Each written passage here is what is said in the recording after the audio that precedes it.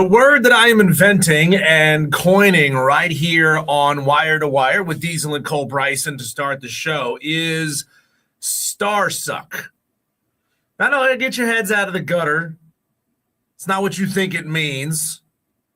Starsuck is when a star player who might be a little bit banged up is in a lineup and can suck all of the energy and all of the fight out of a team.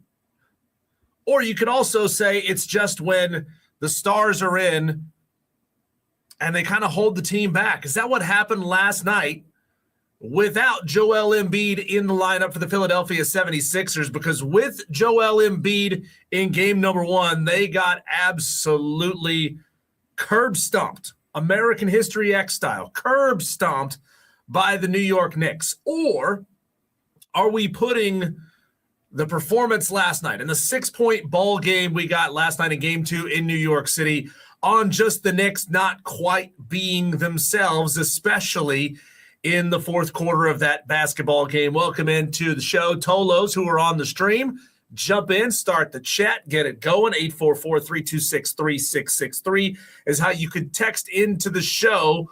You can also call in, be a part, interact. Big show lined up for you today. Coming up in the very next segment, Chris Phillips of SEC Unfiltered. We're going to talk college football playoff expansion, a G6 playoff, the South Carolina Gamecocks, especially heading into the last couple of series over their season, coaching search, all of the above with Chris Phillips of SEC Unfiltered. Coming up a little bit later on in the show, we'll stay with the Gamecocks and go to John Whittle of the Big Spur. Got some big questions for him. Also, a little changeover, little shifting of the names with his outlet. And then finally, coming up at 5 o'clock, Julian Council of Locked On Panthers podcast. He is as plugged in as it gets when it comes to the Carolina Panthers. Going to break down the Panthers draft. Who does he see as kind of being the breakout star of the Carolina Panthers draft this year? All of that coming up for you on the show here today. But Tolos, I need your interaction. 844-326-3663. Don't forget, also coming up at 5:20 because we had to move it a little bit to accommodate Julian Council at 5:20. We'll get into the Tolo Takeover, your chance to call in and talk about anything you want. But how about that? The Philadelphia 76ers essentially put out the same basic offensive performance that they did in game number one of the series. Tyrese Maxey was an absolute stud with 26 points. Kelly Oubre Jr., 19 points. Paul George, 19 points.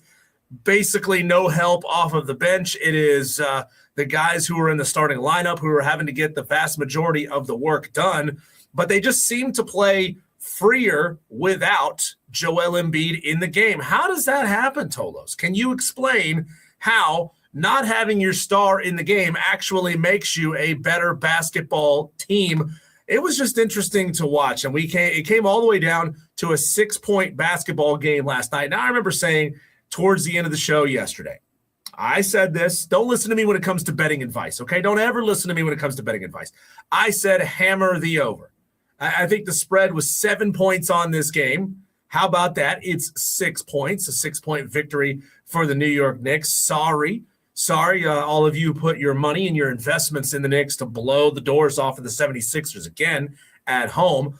Regardless, though, the Knicks do go back to Philadelphia with a 2-0 series lead in this one. But how about that? You get scoring from all over the place. You get ball movement all over the place.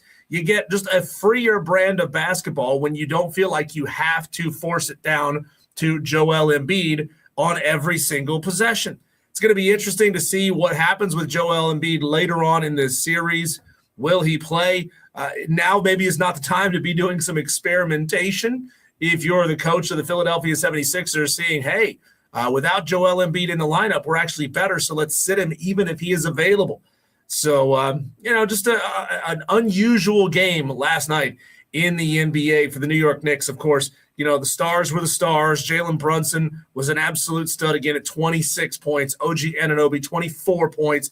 Karl Anthony Towns, 20 points and 10 rebounds. Happy double-double day for you, Karl Anthony Towns. Again, no production off of the bench. These are not deep basketball teams. I do wonder, if this series does end up going down the stretch, if it does end up extending to 6 or 7 games, if we get towards the end of this series and New York doesn't blow them right back out again, because again, the 76ers are just not playing a deep bench at all. They played 3 guys off the bench last night, and I think part of that was just because of Andre Drummond not being out on the floor very much as a starter. But that's going to be a fun one to watch as we get deeper into this series tonight. Lakers Thunder game number 2. What is it going to take for LeBron James and the Luka-less Los Angeles Lakers, a lot of L's, a lot of alliteration, to come back and make this thing entertaining against the Oklahoma City Thunder? Because the Thunder are just an absolute monster. Well, it's going to take one of those legendary games for LeBron James, right? It's going to be one of those legacy-defining games for LeBron James. That's what's going to have to take. I mean, he's going to have to go out there and put up 40 points and just dominate the basketball game, because they were not good against the Thunder in game number 1. LeBron has to control pace. I watched part of that game, and I saw basically the ball not in LeBron James's hands on multiple possessions in a row. How do you let that happen? Well, they need to push pace. They need to run Oklahoma City until they're exhausted. They got to take care of the basketball. Austin Reeves has to bounce back. He was shot just 3 for 16 in game number 1 of this series, only scored 8 points. They don't have enough creativity in their shooting right now. They don't have that sort of ability, no matter who puts their hands on the basketball, to put up points. It's going to take a huge night from LeBron James and a bounce back night for Austin Reeves, for the LA Lakers, to take this game back to LA, not down 2-0. Being in that hole would put them in a really tough spot. Now, I know a lot of people are screaming at their radios right now, screaming at their TVs whenever they watch the Lakers out on the court, saying, quit being a baby, Luka. Quit being a pansy. Get back out there on the court and contribute to your team. Now, that might have been the way things were done back in the Jordan era, back when we all know that these guys were simply tougher basketball players, and they would be out there playing even if their eyeball was hanging out. Luka Doncic, he was out 4 to 6 weeks. This is the prognosis, 4 to 6 weeks for his grade 2 hamstring injury, and he has just crossed the 4-week mark. Now, some information did come out from the franchise, from the organization, saying that he was just now running. The question is, can Luka on one leg, is he any way, shape, or form a type of diversion enough to create any additional space, any additional opening for LeBron James and the rest of this LA Lakers team? I don't think so. You don't have to guard him. He's not going to guard anybody. He never really plays defense anyway up to this point, so you're not going to have to guard him if he goes. I don't think we're going to see Luka Doncic the rest of this series, and by extension, the rest of this season. Luka is going to come back in the 2026-2027 season, and we'll be talking about his greatness, even though he's never really won anything. That's the kind of era that we're in, right? A lot of great players who have never won anything. So don't look for Luka Doncic to ride in on his white horse with a cape around his shoulders to save the LA Lakers tonight. I don't think they stand a chance, to be honest. I don't think the LA Lakers stand a chance. Chaos is the kind of basketball that the Oklahoma City Thunder love to play. They love to create turnovers. They love to transition, long rebounds, quick threes. This LA Lakers team is already thin, and having to keep pace with that kind of basketball, I think, is going to wear them down by the end of this series. Dan B on the stream says, Tolo, welcome, Dan B. Where were you yesterday, Dan? I know I wasn't really in your backyard at the South Pine Street location of Ingles Markets, but where were you? I was kind of up in your direction. You better have been up in the air somewhere, flying around rock stars and starlets and football teams, because that's the only excuse that I will accept. Tolos, jump on the stream. 844-326-3663 is how you can text into the show as well. But chop it up with the other Tolos. And don't forget, coming up at 5:20, the Tolo Takeover, your opportunity to call the show and talk about anything you want to talk about. Tonight in the association, we just talked about the Lakers and the Thunder. You've also got the Cavs that game, that series doesn't really turn the needle for me. I mean, it feels like the Cavs are kind of out of sight, out of mind. Now that LeBron's been gone from that franchise for a while, it feels like it's inevitable that Detroit, once they righted the ship and figured things out against Orlando, that they are going to roll deep into these playoffs and maybe make a run to the NBA Finals. I haven't found a whole lot in that series to grab my attention and keep me invested. But maybe tonight at 7 o'clock, Prime Video, they'll be able to get me to tune in. 7 o'clock, Prime Video for the Cavs-Pistons, game number 2. 9:30, also on Prime Video, a little overlap potentially between those two games with the Lakers and the Thunder. And then coming up tomorrow night, we get to game 3, Knicks, Sixers, and game 3 of Spurs, Timberwolves. Spurs, Timberwolves right now, because they played 2 games, is the only series that's tied 1-1. It's an actual competitive basketball series. Whoa, how about that? Tolos, let's go ahead and shift gears here, because earlier today I had a conversation with Chris Phillips of SEC Unfiltered. He wasn't able to join me on the air live because at the same time he does his show, but I pre-recorded an interview with Chris Phillips of SEC Unfiltered. We talked about what it would take if he was Jeremiah Donati. What would it take, he thinks, to get Kevin Schnall out of Conway, out of Coastal Carolina, and down to Columbia? Very interesting question. We talked college football playoff expansion and other things as well. So let's jump into that next, right here on the Fan Upstate, 97.7 FM in Greenville, 97.1 in Spartanburg, and everywhere you are on the free Odyssey app.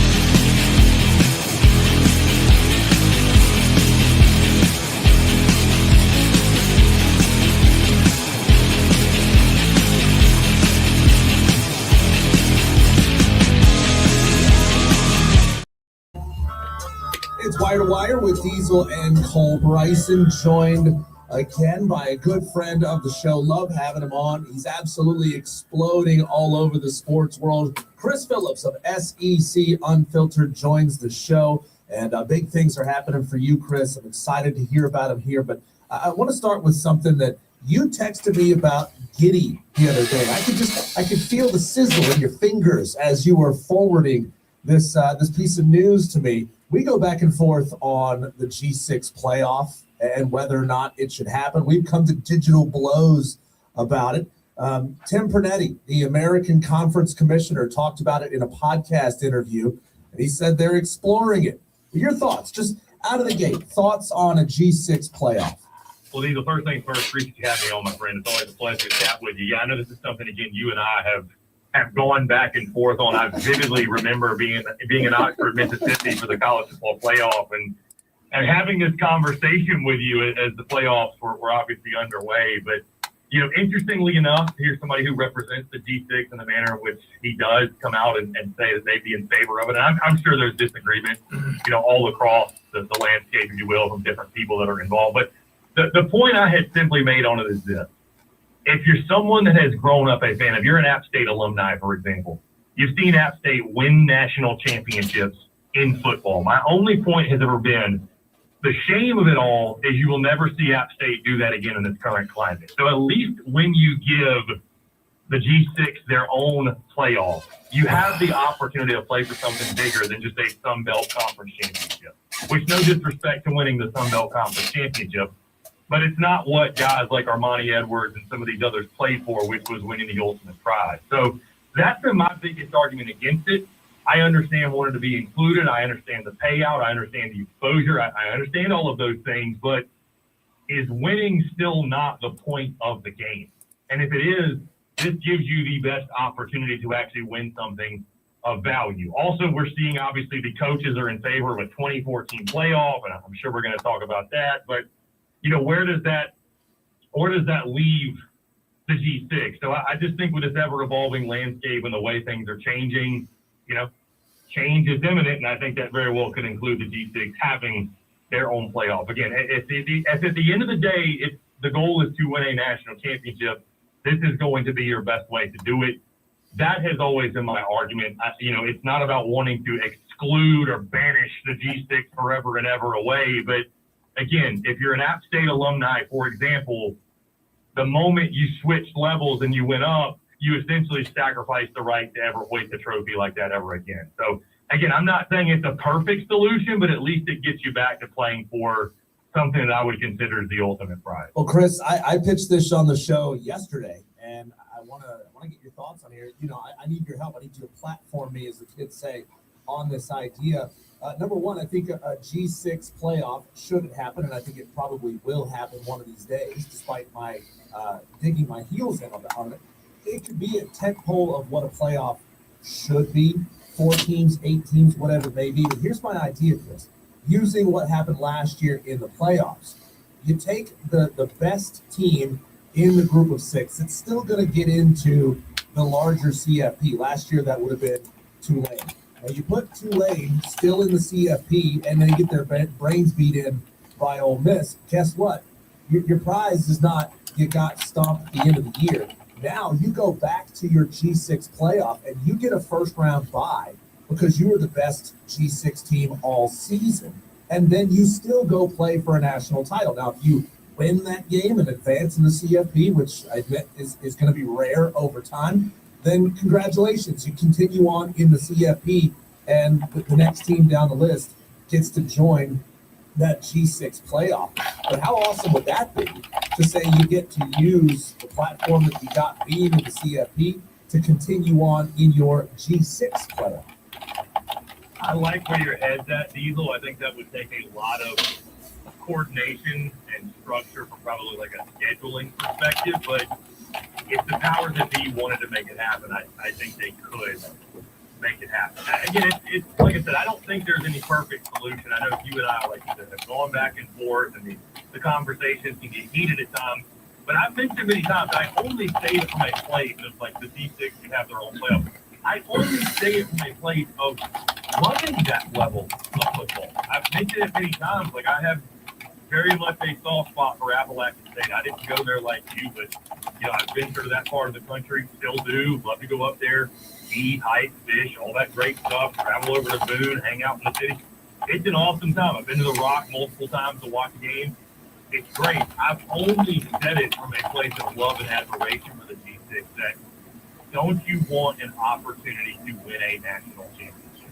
Like a place like App State, a place like Georgia Southern, which how dare I bring up their name on this show to you, but like these schools that have such rich history and tradition in football that, you can't sell to a kid ever again that like we're really fighting and playing for a ring, for a national championship ring, if you will. That would at least give them the opportunity to do it. I think your idea is really interesting because you get a little bit of the best of both worlds. I just don't know if from a scheduling and coordination perspective it would be a possibility. But, you also mentioned too previously, Diesel, like who would watch it. And I'm speaking from my vantage point because as a college football sicko and sports sicko, I would watch it. But you make a valid point. Would people really be invested in it? I think they would. I guess it's just what your expectations are for, like, what would make it a success to you, I guess, is more so the question. Yeah, Chris, I look at that best of both worlds scenario of having your own playoff, but also still getting into the larger playoff or having one team get into the larger playoff is probably what you would have to give up if you're the college football playoff to get the rest of these other 5 conferences or 6 conferences to agree to sort of step away from that additional exposure, additional opportunities down the road. Let's transition a little bit over here into other college football. What do you think the title of the 30 for 30 will be when we keep seeing all these coaches traded back and forth between LSU and Ole Miss? It was revealed earlier this week that Ole Miss had hired Brian Kelly's son to be on staff. That is a really great question. I think the title of that 30 for 30 is going to depend on how Pete Golding and Lane Kiffin both fare at their respective schools as well. I think that's going to play a lot into it. But, yeah, I mean, it's been crazy. I mean, obviously, Lane Kiffin, we all know he leaves tonight, eventually leaves for the LSU job, and took a lot of that staff with him. It is strange how some of the guys in the LSU staff then jump ship and jump over to Ole Miss. And I tell you, it really all sets up. We were talking about a lot, Diesel, just top games in 2026, starting to look ahead of the schedule. I can start to kind of plan out, the road trip for the season and where we're going to go and what we're going to do. And, boy, that week 3 game with LSU and Ole Miss and Oxford is going to be the place to be this college football season. I mean, there's not going to be a more toxic, hostile environment than what you were going to get at Walk Hemingway Stadium there in Oxford. So, yeah, it's been crazy to say the least. Listen, we allow the ladies to have their reality TV, if you will, and their high drama series. This is reality TV for us. Yeah. With what's going on with LSU and Ole Miss. This is our drama, if you will, with the off-season shenanigans between Ole Miss and LSU. And like I said, to watch it culminate with what's going to happen on the field in week 3, that's going to be that might be the hottest ticket in all of college football. The number of objections will only have to beat the number of objections at an average South Carolina game. I think there's going to be fights in the stands. Chris, you were talking about those road trips as you're starting to make the planning there. I'm sure that's going to be made partially possible by your new relationship with Kalshi. Congratulations on that. Tell us how that brand partnership came to be. It's a platform that's blowing up. Talk about that. What drew you to them and what drew them to you? Yeah, I really appreciate it, man. We're really excited. Actually, launched yesterday. I mean, like you mentioned, they are the kind of the hottest commodity out there when it comes to the prediction market, which is sort of the newer wave in the gambling world over the last couple of years. So, super pumped to be working with them and working side by side. You're right; they're going to be our lead partner for everything we do: content, travel, events, etc. I've got a great agency that works on my behalf that behind the scenes made this happen. We had a partnership with Underdog that the plan was to have that go to the calendar year 2026. Some reorg happened with them and some things changed, and my agency just jumped all over it. And, we've come a long way, Diesel, since the early days of, the business and entrepreneurship when I was wearing all the hats really and doing everything, doing all the heavy lifting myself. So got a team working for us behind the scenes that kind of saw some things happening in regards to reorg and decided to reorg ourselves. And Calci was there with open arms and really excited to work with us, and we were excited to work with them. They obviously have, prediction markets on college sports. We were actually talking about it this morning on our college baseball show. They've got percentage chances to make the College World Series, to win the national title, to win the Golden Spike, which goes to the best player in college baseball, obviously, in the postseason. So, yeah, really excited to work with them. And, it's just really cool because obviously it gives us the opportunity to do more cool things to the end consumer and our audience, and certainly the travel and the tours and everything that we do is a really, really big part of that. There's really, truly, Diesel, nothing more fulfilling that I get to do and nothing more high impact when it comes to SEC Unfiltered than going on the road and hanging out with all the great fan bases and, seeing all these great venues and witnessing these games. There's nothing more rewarding and filling because it's really one of those things that humanizes what we get to do, right? You kind of forget sometimes that sitting behind a mic or behind a camera or what have you, there's real people on the other end of it that are listening, that are consuming your content, that are supporting, and to give us the opportunity to do what we do. So, no, really excited to work with Calci. They've been a great partner to this point with everything we've done with them behind the scenes, and excited obviously to put it in action. Chris Phillips, SEC Unfiltered. Find him on all your favorite socials, and you were talking, the freedom that opens up for you when you don't have to wear all those hats. Can you look back at the last year of SEC Unfiltered and tell me, can you pull a I can't believe I'm here, or how did I get here moment for yourself that really stands out?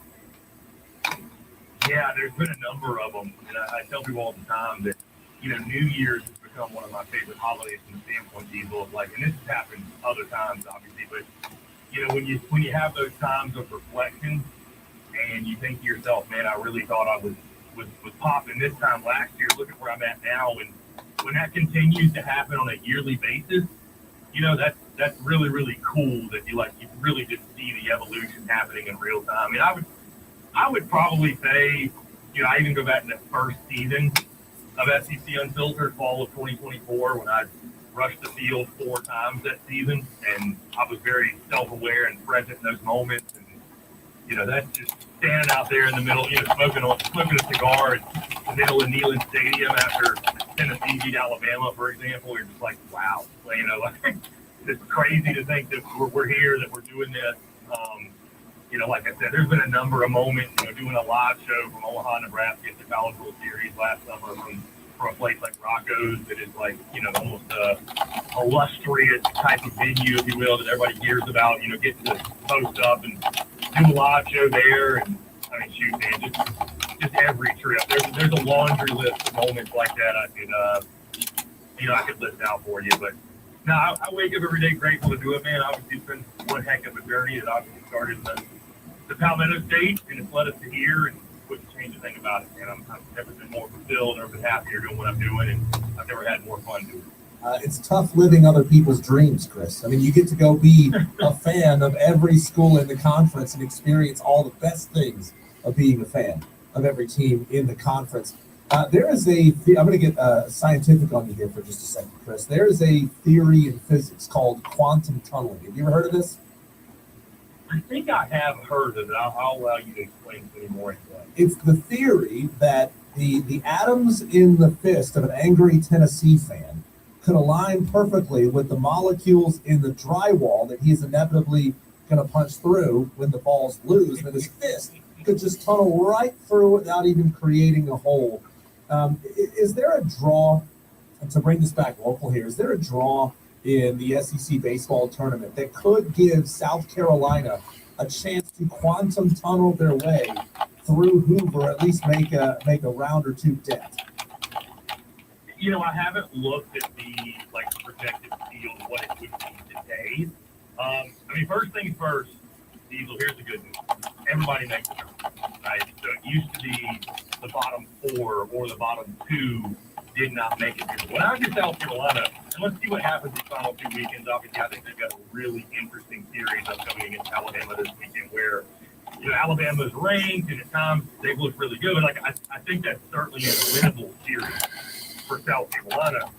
But you're going to, no matter what, need to win a few in Hoover, and depending on what happens, you might win the whole thing. So the good news is, Diesel, you're in. First off, you're in. what the draw looks like. I don't think there's any like easy path. Maybe the matchup obviously on like a Tuesday. You'd rather probably draw Kentucky than LSU. So you just lost all 3 games, right? I think you took 2 or 3 from Kentucky. You got to put LSU. Well, that's no duh, right? You'd rather play a team you've already beaten than playing LSU. At some point, though, Diesel, let's say you had to win the whole thing. You're going to have to beat some of the best teams in the country. You know what I mean? I think the thing for South Carolina that would be most worrisome is depth or lack thereof, right? Because when you get to Thursday, you've already had 2 games under your belt, and you're really scraping the bottom of the barrel when it comes to your bullpen and trying to reuse guys, and it will take some elite management of the pitching staff from Monty Lee to scrounge up enough. And then you obviously need your lineup. You need a lot of guys to play well. So realistically, I don't think that path is that's going to happen, but we've seen crazier things. The better position you want to be in is take care of your business the next 2 weekends.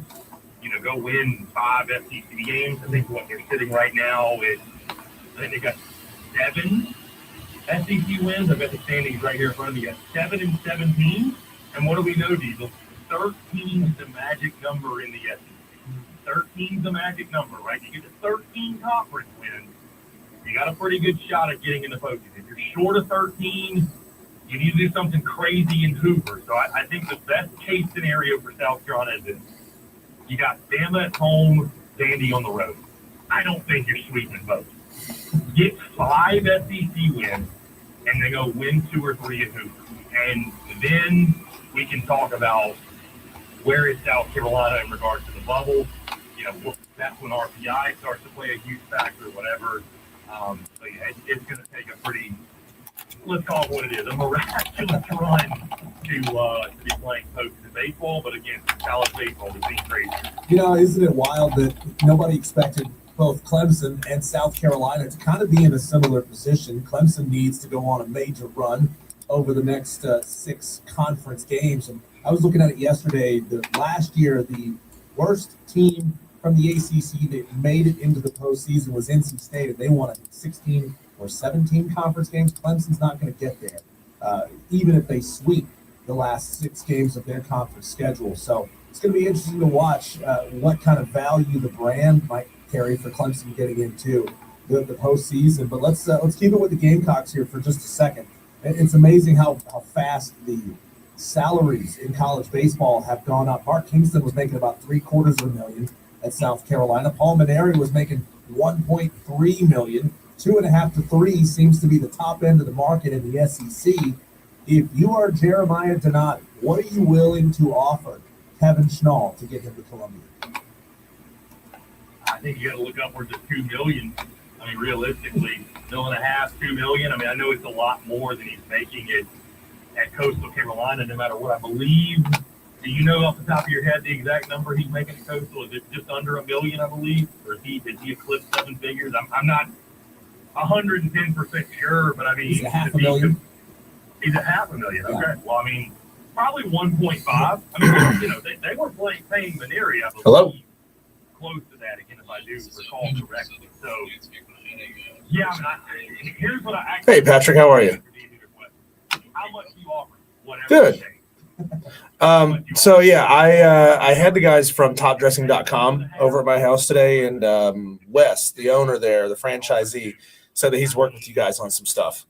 And we're kind of just trying to play the balancing game between starting services with him and potentially, dealing with some of the landscaping grading issues that I have. Like he don't want to top dress it if it might get torn up by some landscaping work, and sort of vice versa. So I was going to see what time you might be able to come out and give me an opinion. I can send you these on in a text. I've got some photos that I took for him earlier today, but I live in a subdivision and about 20 years old. And I think there's been some ground settling between my house and my neighbor's house. They're up a little bit higher than I am, and their water sheds down into my side yard, and it's a low spot so that it doesn't allow it to flow anywhere. And it's basically I guess the depth of the house, almost from the front corner of the house to a little bit past the back corner of the house. And then the backyard is also graded in a way that it's not a crown in the middle. It's sort of the back of the property slopes to the middle, and from the house it slopes to the middle. So it has kind of a V notch down the middle of the backyard. And it's just causing puddling when we get heavy rain. And like I said, I can send you photos so you can see all of what I'm talking about. Yeah. Oh, yeah. Oh, yes. Sometimes, like, last night we got almost 2 inches of rain. So I would imagine that's probably going to be there until, assuming we don't get any more rain, until at least end of day tomorrow. I mean, it just takes forever to seep in. Yeah.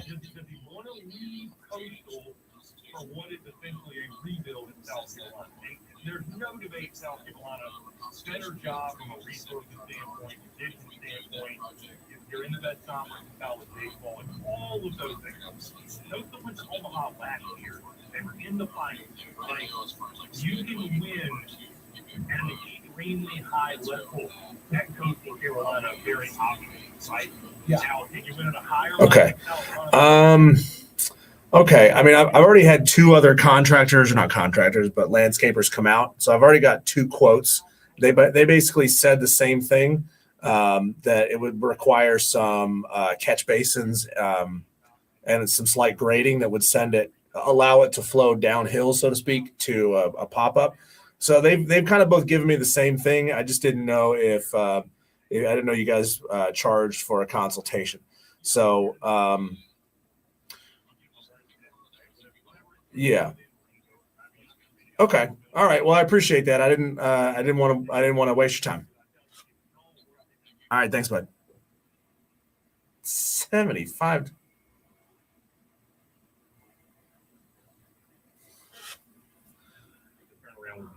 I think maybe the question is, how many boats does Kevin Schnall want to be able to buy? Because right now he's probably in I can have 1 boat territory, and if he takes the job at South Carolina, he can get himself 3.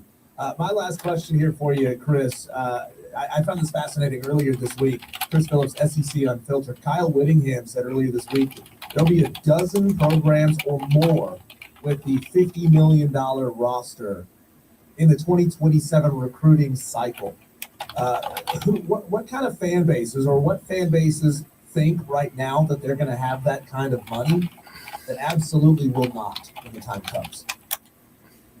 That is such a great question, and it's really just, I mean, the money in college athletics is getting absolutely over the top. I mean, who thinks they'll have that money that won't have that money? I mean, I think about who will have that money. I think LSU will have that money. I think Texas will have the money. I don't think Bama will. Ooh, I don't think Bama's got as much money as people think they do. I mean, I'm not saying they're broke by any means. I don't know that I don't think Oklahoma will have that money. That's not really how they've operated. With Jim Nagy, they're much more, I don't want to say they're the Moneyball approach, but much more strategic. Where I don't think they're just throwing truckloads of cash at the problem, if you will, or the solution, what have you. So I would say them. I was going to say, Ole Miss, I don't know. They have so much more money than you would think. 50 million is pretty crazy. So maybe you could throw Ole Miss in there. Yeah. Will Georgia have it? I don't know. I don't think Georgia has a money problem in the slightest. But again, it's almost out of pure principle, Diesel, where Kirby Smart, he's not overspending, right? He's just not going to do it. The aura, Georgia's such an interesting case of the aura of Kirby and the culture really still, they pay, don't get me wrong, but like, they don't have to overpay. Because it's like, well, you can go somewhere else or you can come play at Georgia for me. And we're going to pay you. And that guy might pay you double, but if you want to get drafted and come compete for titles, you're going to come here. Well, we know that You see what I'm saying? we know that Georgia can't spend that much money because it's got to save some of it for legal defense funds, right? Very, It's a problem every very year. good point. Yeah, very good point indeed. I mean, I would say this: most schools in the country are not going to spend $50 million. No, I mean, we'll see. unfortunately, some will. Some will. Like I said, the ones I mentioned definitely will. But yeah, it's crazy, but it's not crazy, Diesel, to think about it's going to get there. Because I remember a couple of years ago, people talking like a $20 million roster. And that sounded nuts.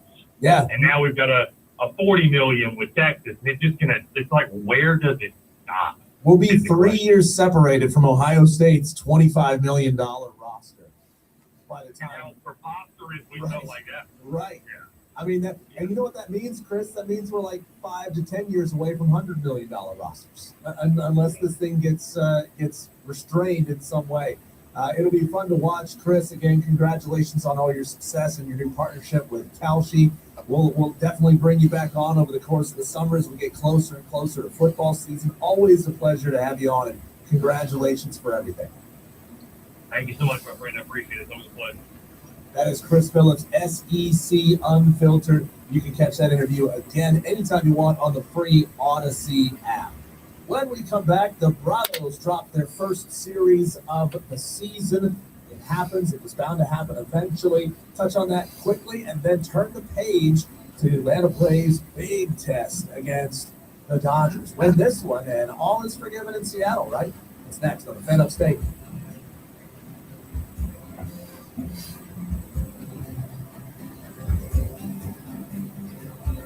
A win is a win, whether it's on the real field of competition or over your 9-year-old in the driveway. Celebrate, you magnificent beast. You're going wire to wire with Diesel and Co. Bryson on the Fan Upstate.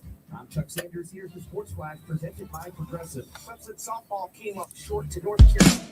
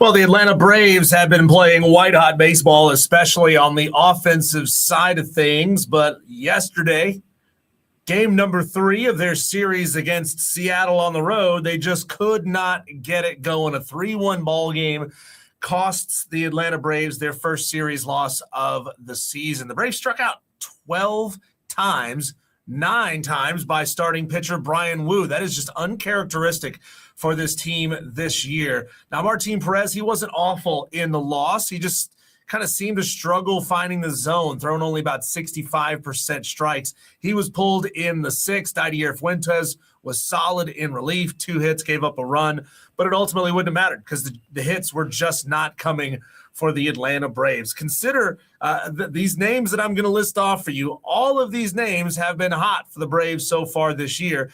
They all went over yesterday against Seattle. Ozzie Albies, Olsen, Harris, Riley, all over from the plate against the Seattle Mariners. You get a couple of those guys putting contact on the ball, and maybe it's a different story in the game. Tomorrow, the Atlanta Braves turn their sights to the Los Angeles Dodgers, and this is the real litmus test for these Atlanta Braves, right? This is the series that we've all had circled on the calendar coming up. Chris Sale, who has been amazing through his start on the season, he's going to be facing Emmett Sheehan from the Los Angeles Dodgers. As of right now, as of this moment at 3:50 on Thursday, the Atlanta Braves are favored in the ESPN analytics. They're going to have to contend, though, with some power hitting from across this lineup. They don't have a guy who, like Matt Olson, is tearing the cover off the ball. I think Matt is up to 13 home runs on the season. They're kind of Johnny Holstaffing the power production, the home run hitting for this team. Max Muncy, Andy Pages, Dalton Rushing, they're leading the Dodgers in power hitting. We'll see what happens, though, for the Atlanta Braves. Let's go to the phone lines and bring in a mystery caller. Didn't have a chance to screen you, caller. Who is this and what do you want to talk about? Yes, I am, TA. Sure. That is, yep.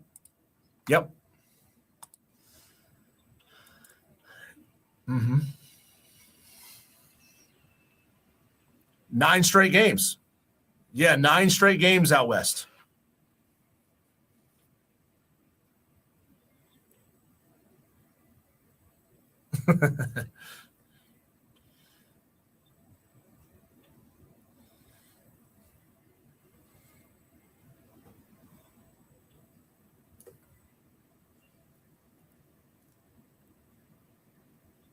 Right.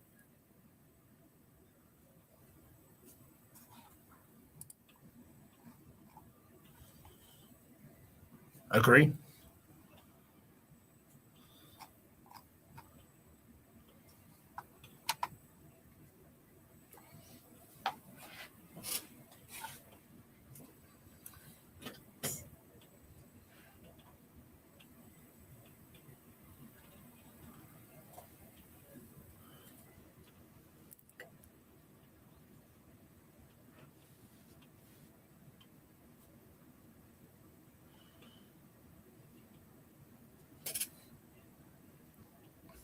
Mm-hmm.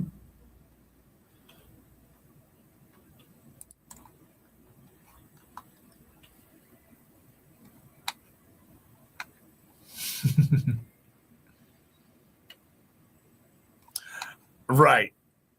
Yeah, remember they started this season last year with a similar out west long road trip, and man, they struggled, and that kind of set the tone for the first half of the season for the Braves last year. So we'll see if I would love for them to win the series, obviously, but if they get one on the road to keep this road trip at 500, I think that would be the best way to or near 500. That would be the best possible outcome for these Braves.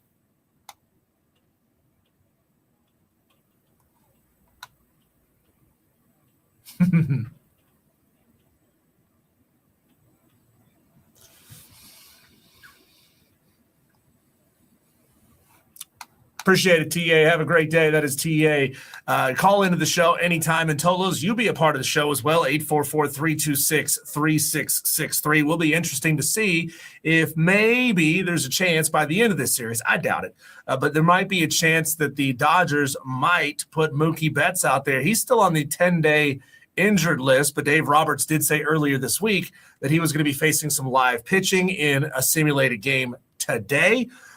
Again, I doubt that we'll see him out there on the field for the Dodgers, but hey, if you're going to beat him, you want to beat him at full strength. When we come back, Tolos, because we do have a loaded guest list on the show today, having to move things around a little bit, coming up in the next segment, I've got an audio blitz for you, a bunch of great audio from Rory McIlroy, from Shane Beamer. Shane Beamer was doing what when Dabo was what? FaceTiming him last weekend? We'll talk about it next on the Fan Upstate.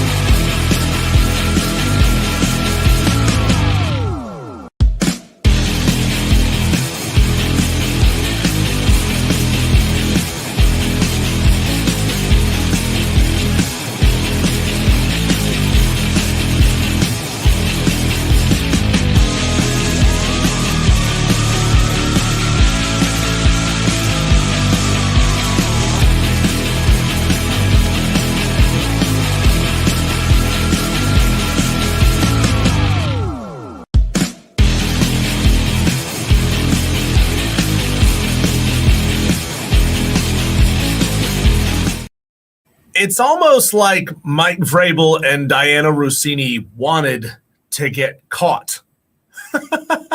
It's Wire to Wire with Diesel and Cole Bryson. We have a story that is breaking today. It's been all over the place that Mike and Diana rented a boat in Tennessee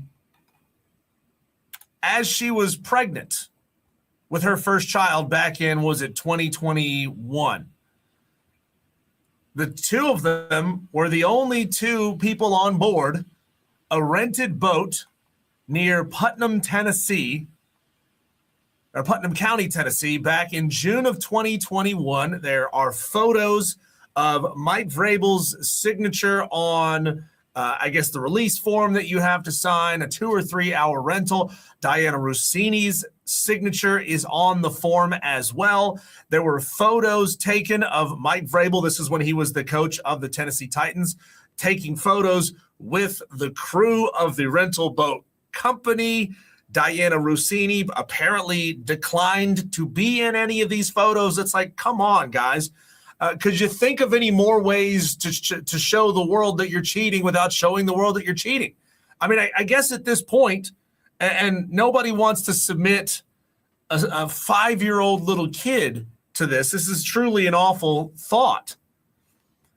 But subjecting a 5-year-old little kid to a parental test to determine if Mike Vrabel is actually the father of the kid. Because why, Diana, if you had just found out that you were pregnant with your first son with your husband, why would you be renting a private boat with the head coach of the Tennessee Titans?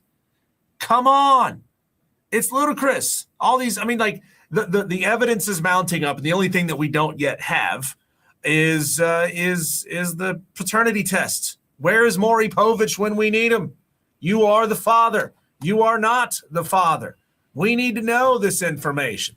Texter says, even though this had been going on for a long time, this is Dan B on the stream, excuse me, it's still the media's fault. Shame on me for reporting it as well. Why is it shame on me, Dan? This is interesting, entertaining news.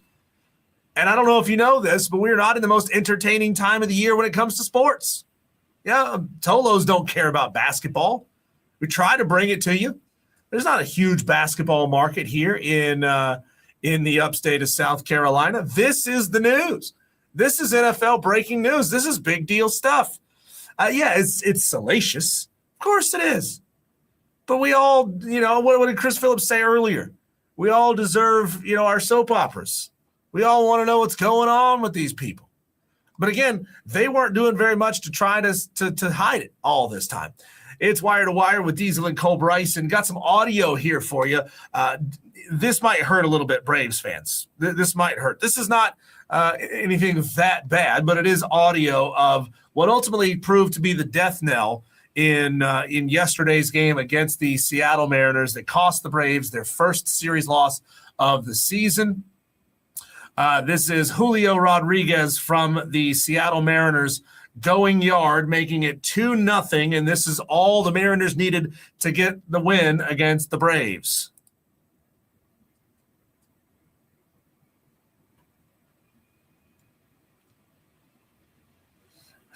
Dan says it's our fault, not the adults for doing the adultery. Yeah, it's our fault. We didn't make him put his what in where. We didn't make him do that.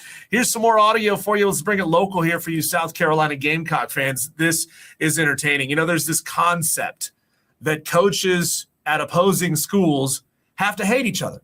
And that's not true. A lot of the times, these guys are buddies. They're all friends, right? They all talk to each other. We know that Shane Beamer and Dabo Swinney are friendly with one another. As a matter of fact, I heard an interview as we were leaving ACC kickoff last year of Dabo Swinney on with the fan in Charlotte, WFNZ in Charlotte, saying that, look, I'm friends with Shane. He's a good guy. I like Shane a lot. Well, Clemson just hosted George Strait in their concert series at Death Valley Memorial Stadium last, I think it was Friday. And it was massive, like 90,000 plus people there. It was filled up all the way to the corners, something that the Clemson Tigers football team sometimes struggles to do. They had chairs set up around the stage. The stage was set up at the 50-yard line, chairs all the way around it. 90,000 people in the house for George Strait. And apparently, during the concert, Dabo Swinney, he's not watching the show.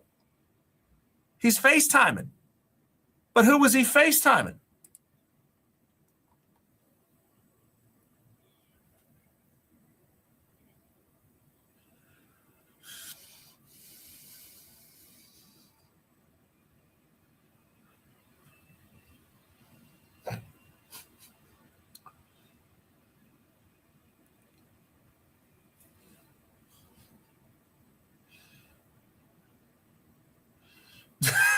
Dabo is FaceTiming Shane Beamer in the middle of the George Strait concert.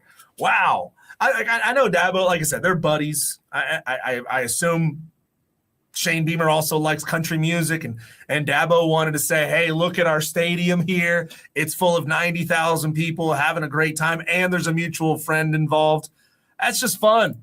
Dabo is, imagine how do you deal with it if your quote unquote rival is FaceTiming you again and again and again with missed FaceTime attempts? Like, what do you think is going on?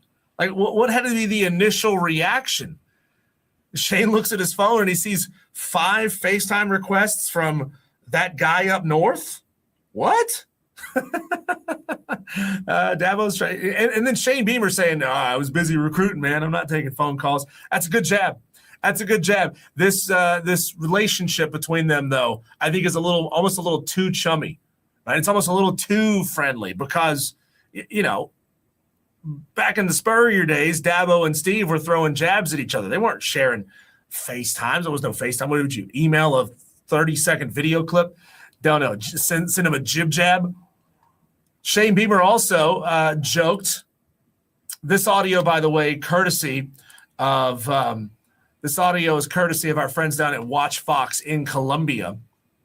Dabo said that Shane said here that they found out that as they were hosting an event in Columbia, so was Clemson right down the block. And Shane joked that they should have tried to sabotage the Clemson event.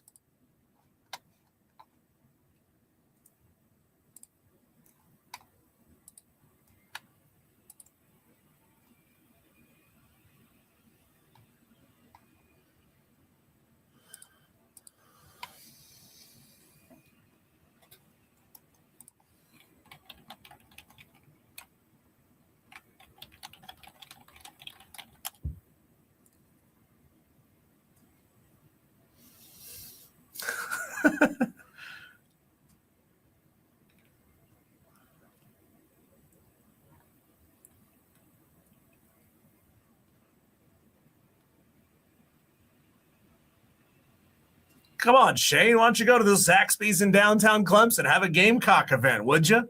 I mean, geez, these guys are too friendly. They are too nice to one another. Oh, I know they got some fans down here, and we got some fans up there, and it's just like, we're going to send somebody over to pull the fire alarm. Goodness gracious. We're at middle school level prankery between Shane Beamer and Dabo Swinney.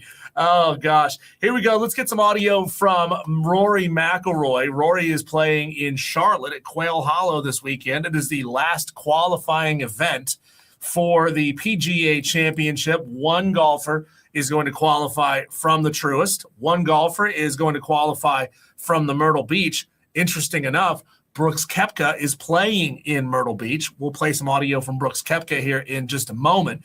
But here is Rory talking about what it was like the time immediately following his second consecutive Masters win in Augusta.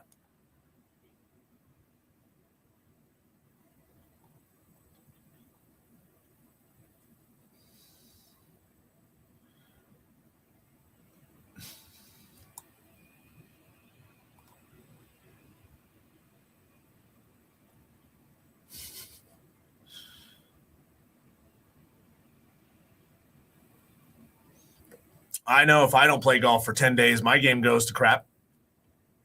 Same for me, Rory. I guess we're dealing with the same things, same issues. Here's Rory on what it was like, again, winning what it was like winning again, and how that is motivating him going forward.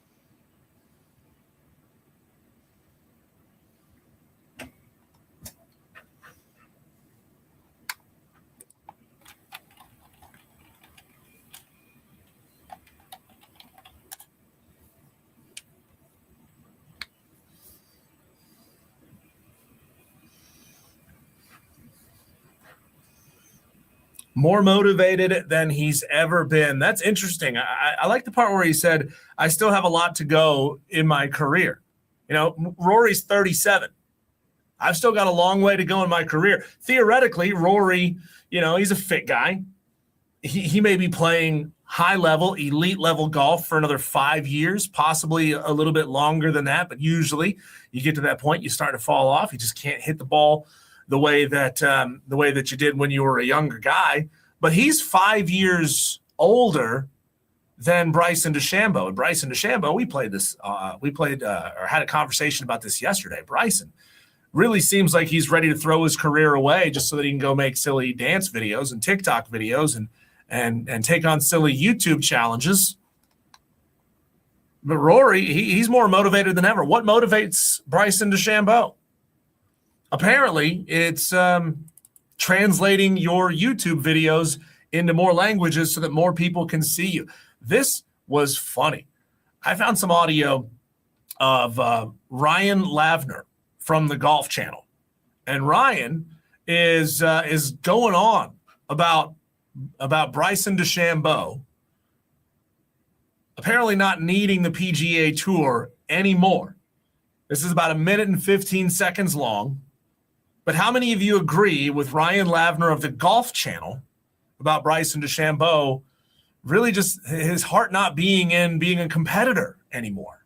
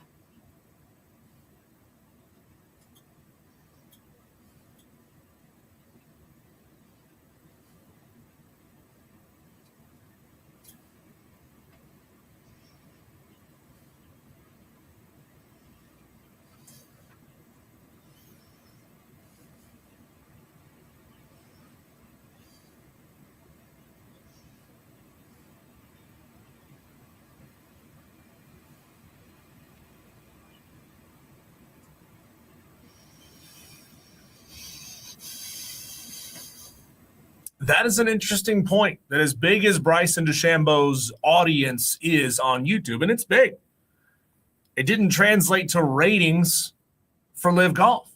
And maybe that's part of why the Saudi investment fund pulled out. You know, they're not saying, hey, we need these 5,000 YouTube viewers, or we need 5,000 new viewers of Bryson's YouTube videos to come watch us every single week. But it matters, right? It does matter that if you're investing all this kind of money into funding a tour and nobody's watching it, then you've clearly missed the plot somewhere. You've lost the plot. You've invited these big-time influencers in, but it hasn't done anything for you. The results have to matter.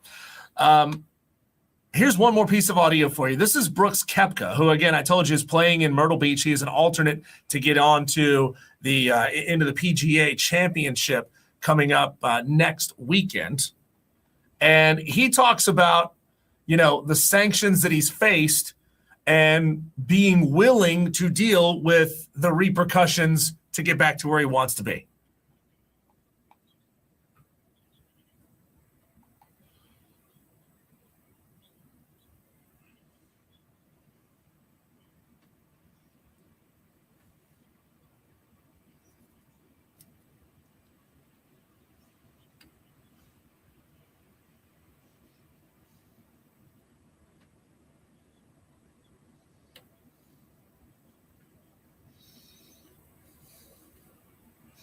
So it sounds like he feels like he is a little ahead of schedule when it comes to getting in tournaments, playing well in tournaments, building up what he needs to build up, and then making his way back into the good graces of the PGA.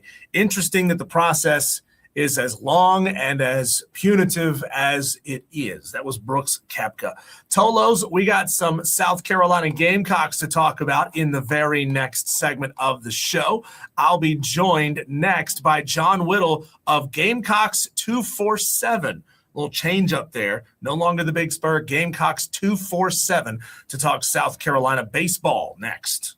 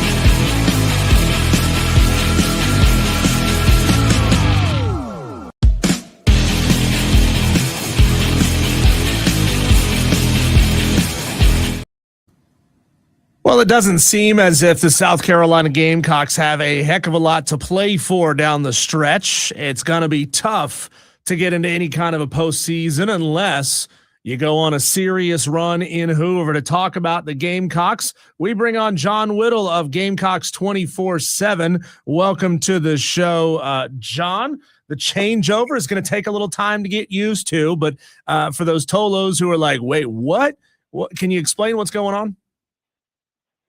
Yeah, because it is confusing out there. There's been some very misleading messages out there about what's going on. But we have a new name for the website. It's Gamecock 247, and that's the web address you can type in to get there on your laptop or phone.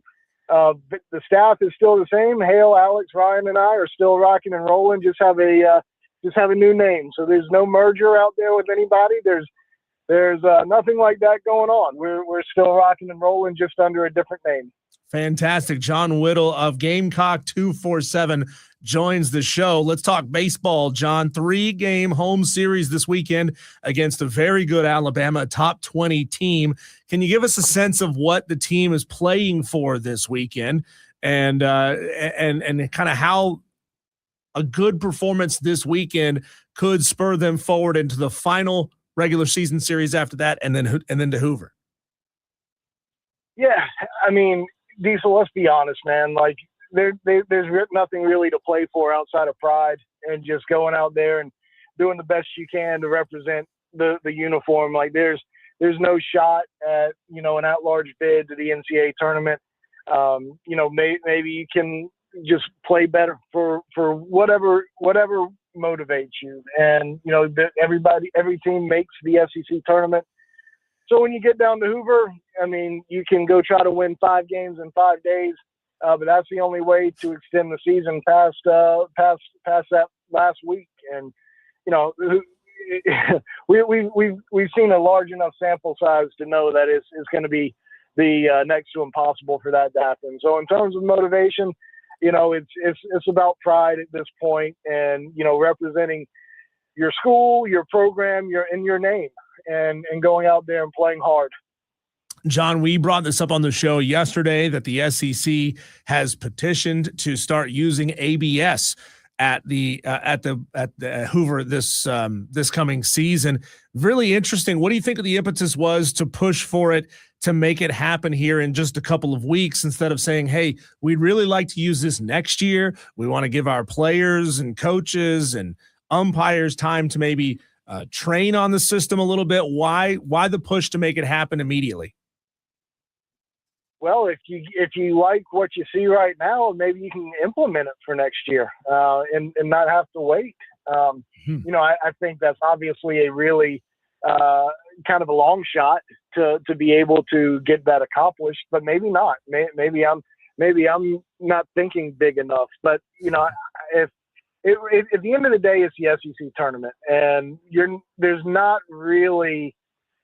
I mean, I don't want to say there's a lot to play for, but everybody's kind of on the same playing field, and it's the end of the season. It's not the same thing as a regular season weekend, and having teams and players out there trying to work through it as they go. It's kind of almost a separate season in and of itself, and everybody's got kind of the same opportunity to learn from it, I guess. And if they like how it goes, and maybe it's something that they can implement for next year. We talked to Monty Lee actually about it today, and he said that his concern is the strike zones are already tight.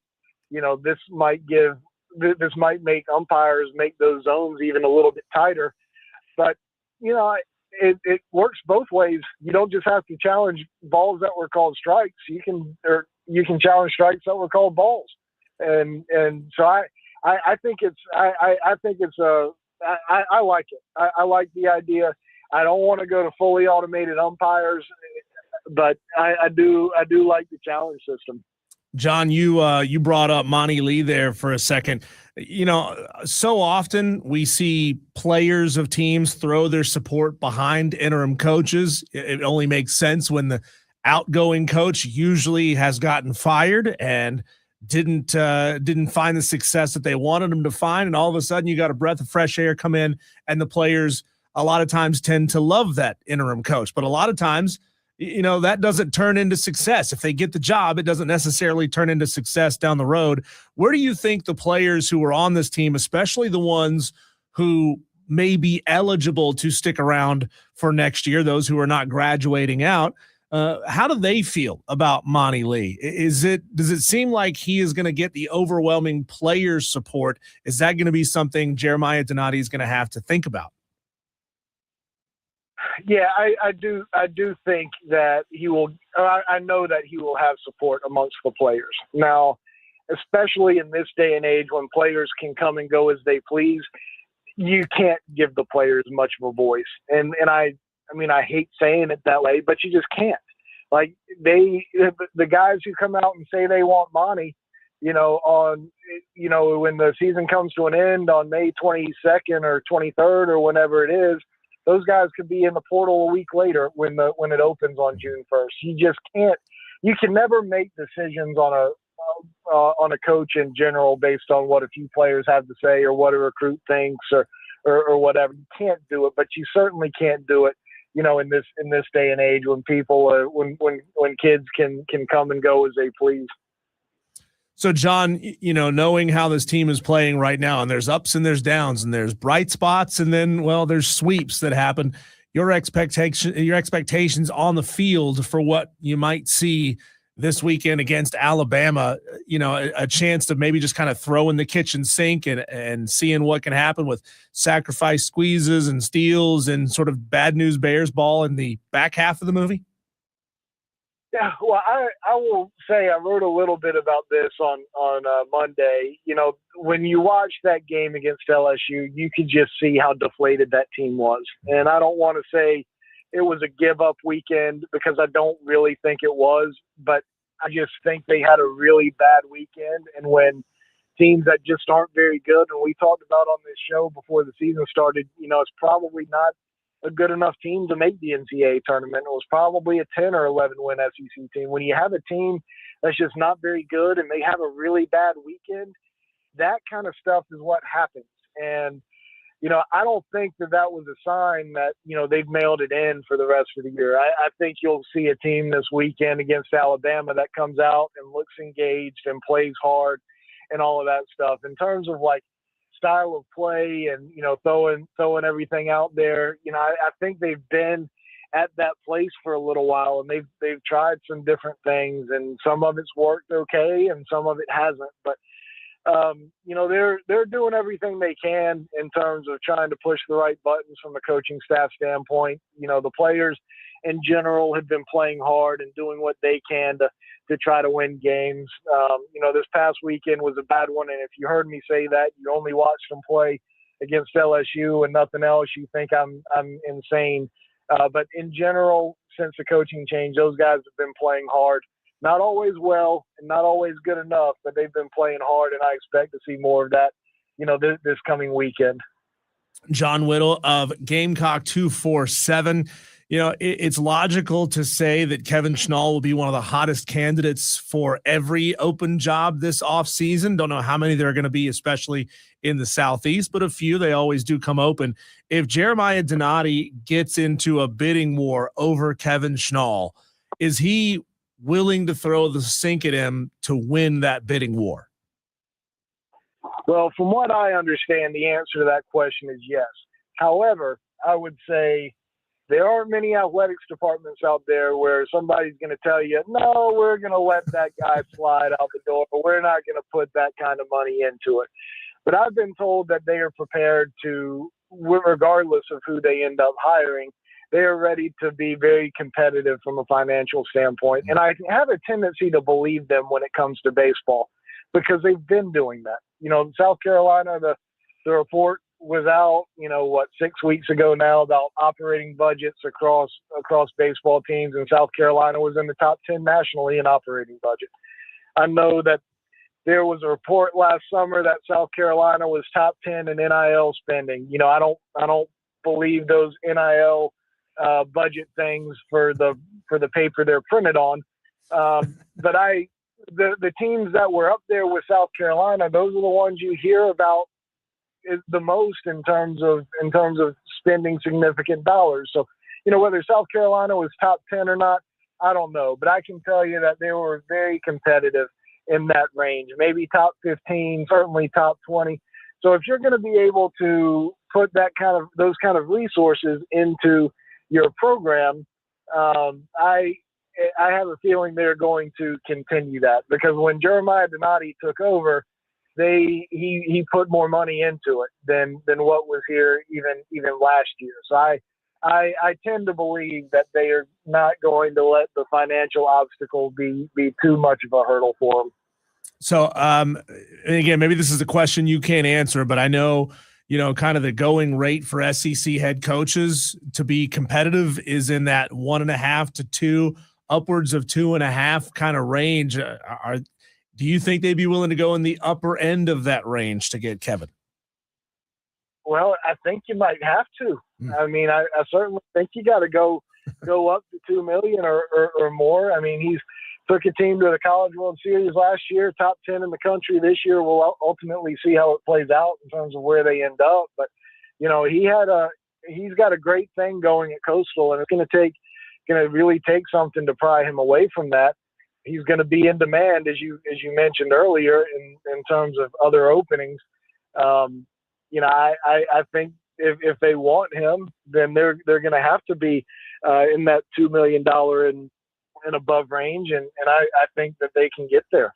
John Whittle, Gamecock 247. John, we all got the email today to be in a Zoom call and a media availability tomorrow with Steven Garcia to talk about his diagnosis and the battle that he's facing against stage 4 colorectal cancer. You posted earlier that you had done something for his fundraising effort, and I know he means a lot to you as somebody that's spent a lot of time covering South Carolina athletics.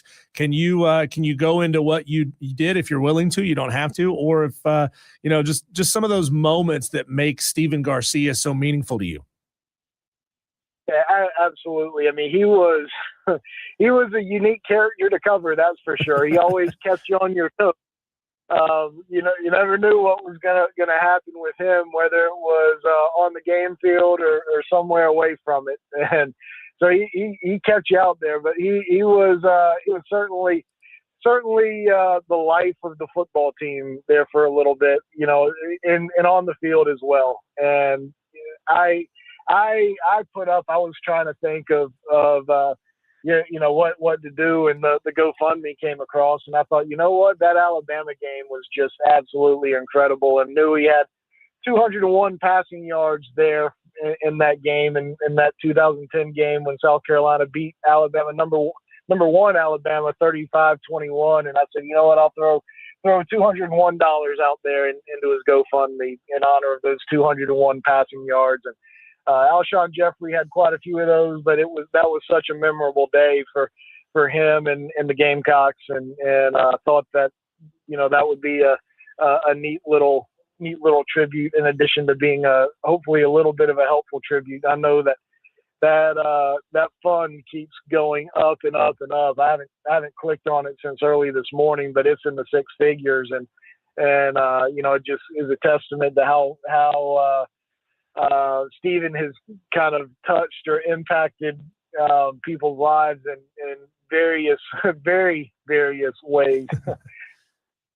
John, as your 2025-26 baseball coverage is going to come to a close here in a couple of weeks, talk to us about, sort of turning that page towards football and turning towards, other things in the future for South Carolina. Have you already begun some of your planning phases? Just give us a sense of kind of what kind of content our Gamecock Tolos can expect from you here as the weeks go along. I tell you what, Diesel, I'm getting too used to wrapping up my baseball coverage in May. Like, that's right. Feels wrong. When I first started this gig, it was back in 2008, I guess, and it took a couple years for them to get out to Omaha, but they were playing a lot longer than what they are now. I kind of miss those days because you didn't have to figure out too much off-season content. You could almost go straight from baseball right into SEC media days. So yeah,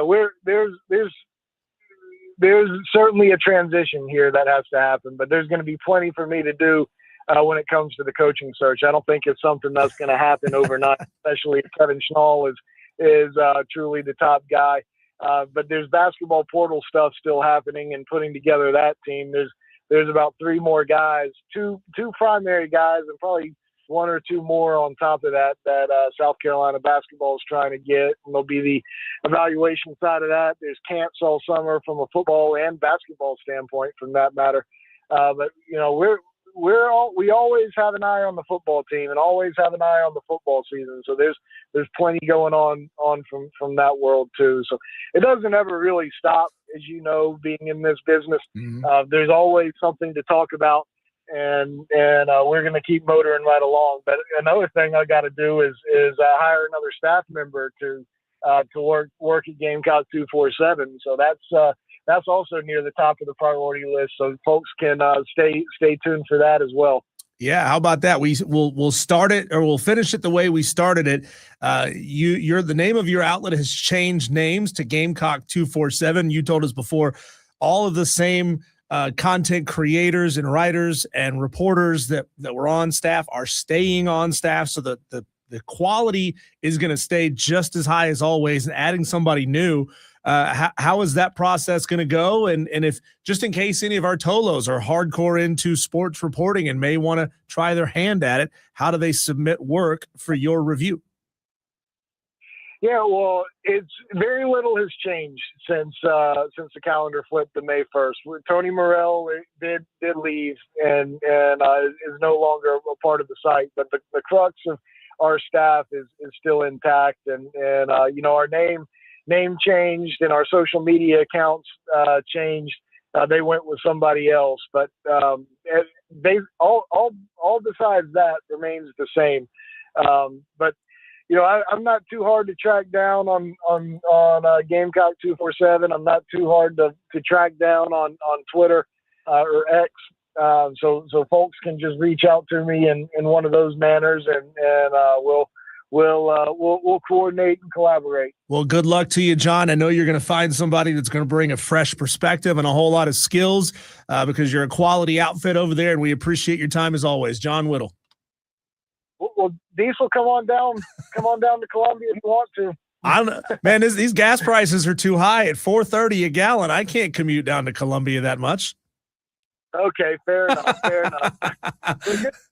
We'll talk to you next week. Thanks, John. That is John Whittle of the newly branded Gamecock 247. And you heard him, Tolos. If you're a hardcore Gamecock fan who wants to get into reporting for the South Carolina Gamecocks, you think you got what it takes, maybe a good writer, a good podcaster, a good social media person, maybe it's worth reaching out to John Whittle at John M. Whittle on Twitter. When we come back, Tolos, it is time to hit our whip around the sports world. Everything that's going on all at once. Daily Wires next, right here on the Fan Upstate.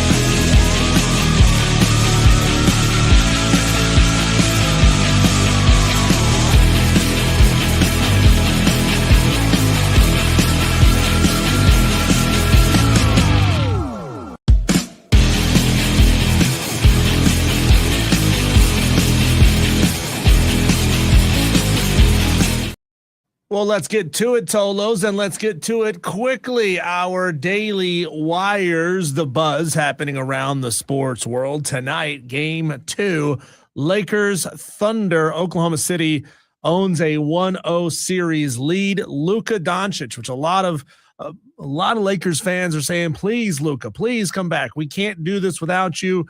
Is not going to play tonight either. He is still out with his grade 2 hamstring injury, an injury which, once it's announced, usually takes 4 to 6 weeks to see a return. Today marks 4 weeks since that diagnosis or since that injury. So don't think we're going to see Luka on the floor. This is not the NBA of old where you go out there with basically a leg falling off to hopefully give your team a chance to win. It's not that era of basketball. You got to be ready for next season. That's the way it is. Another highly anticipated home series has bitten the dust in college football. Florida State and Georgia, who had a home series set for 2027 and 2028, have canceled their home series, but they are working on scheduling a neutral site matchup. This is because both the SEC and the ACC are moving to 9-game league schedules. I hate it. More college football scheduling news. Syracuse and Wake Forest will kick off their 2027 seasons in Toronto. This was announced earlier today. It's the first time these two colleges will ever open the year in Canada. The game is scheduled for week 0 on either August 28th or 29th. And will serve as the ACC opener for both teams. Wake Forest will be designated as the home team in that matchup. In case you missed it, and I'm going to ask our next guest about this a little bit more, North Carolina has officially sanctioned girls flag football as a varsity sport. And today, David and Nicole Tepper have committed $1 million to support programs across the Carolinas, now bringing their total commitment to $2.5 million in support of the growing sport. Golden Tempo, the Kentucky Derby winner, is skipping the Preakness in favor of preparing for the third leg and will not chase the Triple Crown. That is a sad state. We are not even attempting the Triple Crown, or Golden Tempo is not even attempting the Triple Crown. The Tolo Takeover will move to 5:20 today. As a reminder, Julian Council of Locked On Panthers will join me in the very next segment. Hurricanes at Flyers. Game 3 is tonight, 8 o'clock on HBO Max and on TNT. Carolina leads this series 2-0. Freddie Anderson was amazing through the series prior against the Ottawa Senators. He gave up a couple of goals in game number 2, but ultimately the Canes took the lead and won the game in overtime. Detroit left-hander Framber Valdez was suspended 5 games by Major League Baseball yesterday for intentionally throwing at Boston Red Sox shortstop Trevor Story. Tigers manager A.J. Hinch received a 1-game ban as well. Valdez suspension really equates to only a one start missed because of pitching rotations. Both are also being fined an undisclosed amount, and the manager A.J. Hinch cannot challenge that suspension. Pete Thamel reported that the NCAA is in the final steps of pushing the expansion of the NCAA tournament into 76 games. The big change, the big thing that you'll notice is that the Tuesday and Wednesday of the men's tournament will be significantly different, as it will expand to 12 games played by 24 teams at 2 different sites, thanks to the additional 8 at-large bids. And finally, here for you, your last Daily Wire. TMZ has reported that Mike Vrabel and Diana Rossini rented a private boat for a day on the water in June of 2021 while he was the head coach of the Titans. Diana was pregnant with her first child at the time. That's totally normal, right? As a lady who's pregnant, you go out on a boat with a man who's not your husband to celebrate getting pregnant by another man. It's normal, right? It's no big deal. The rental company, they shared photos and videos of the event with a couple of the members of the staff posing for photos with Mike. Diana refused or declined to be in the photos, and that's the information we have at this point. Just more and more keeps coming out. I do wonder, is Mike Vrabel going to make it to the season as head coach of this team because the evidence keeps piling up. And the only thing we don't have at this point is a DNA test on the child. And that would be obviously a traumatic thing to do to a now 5-year-old kid to find out that your dad is not your dad and that your dad is the head coach of the Patriots and formerly head coach of the Titans. Just an odd situation. The more and more of this comes out, the more and more it stinks. Tolos, that's going to do it for your Daily Wires, the buzz around the sports world, coming up at 6:20. If you missed it before, I'm going to replay that interview I had earlier with Chris Phillips of SEC Unfiltered. But on the other side of the break, I'm going to be talking to Julian Council of the Locked On Panthers podcast. You know him, you love him, you've heard him on the station many times before. His video podcast and his audio podcast are next level when it comes to Carolina Panthers content. I'll be talking to him next, and that'll push the Tolo takeover to 5:20. All that in the 5 o'clock hour on the Fan Upstate.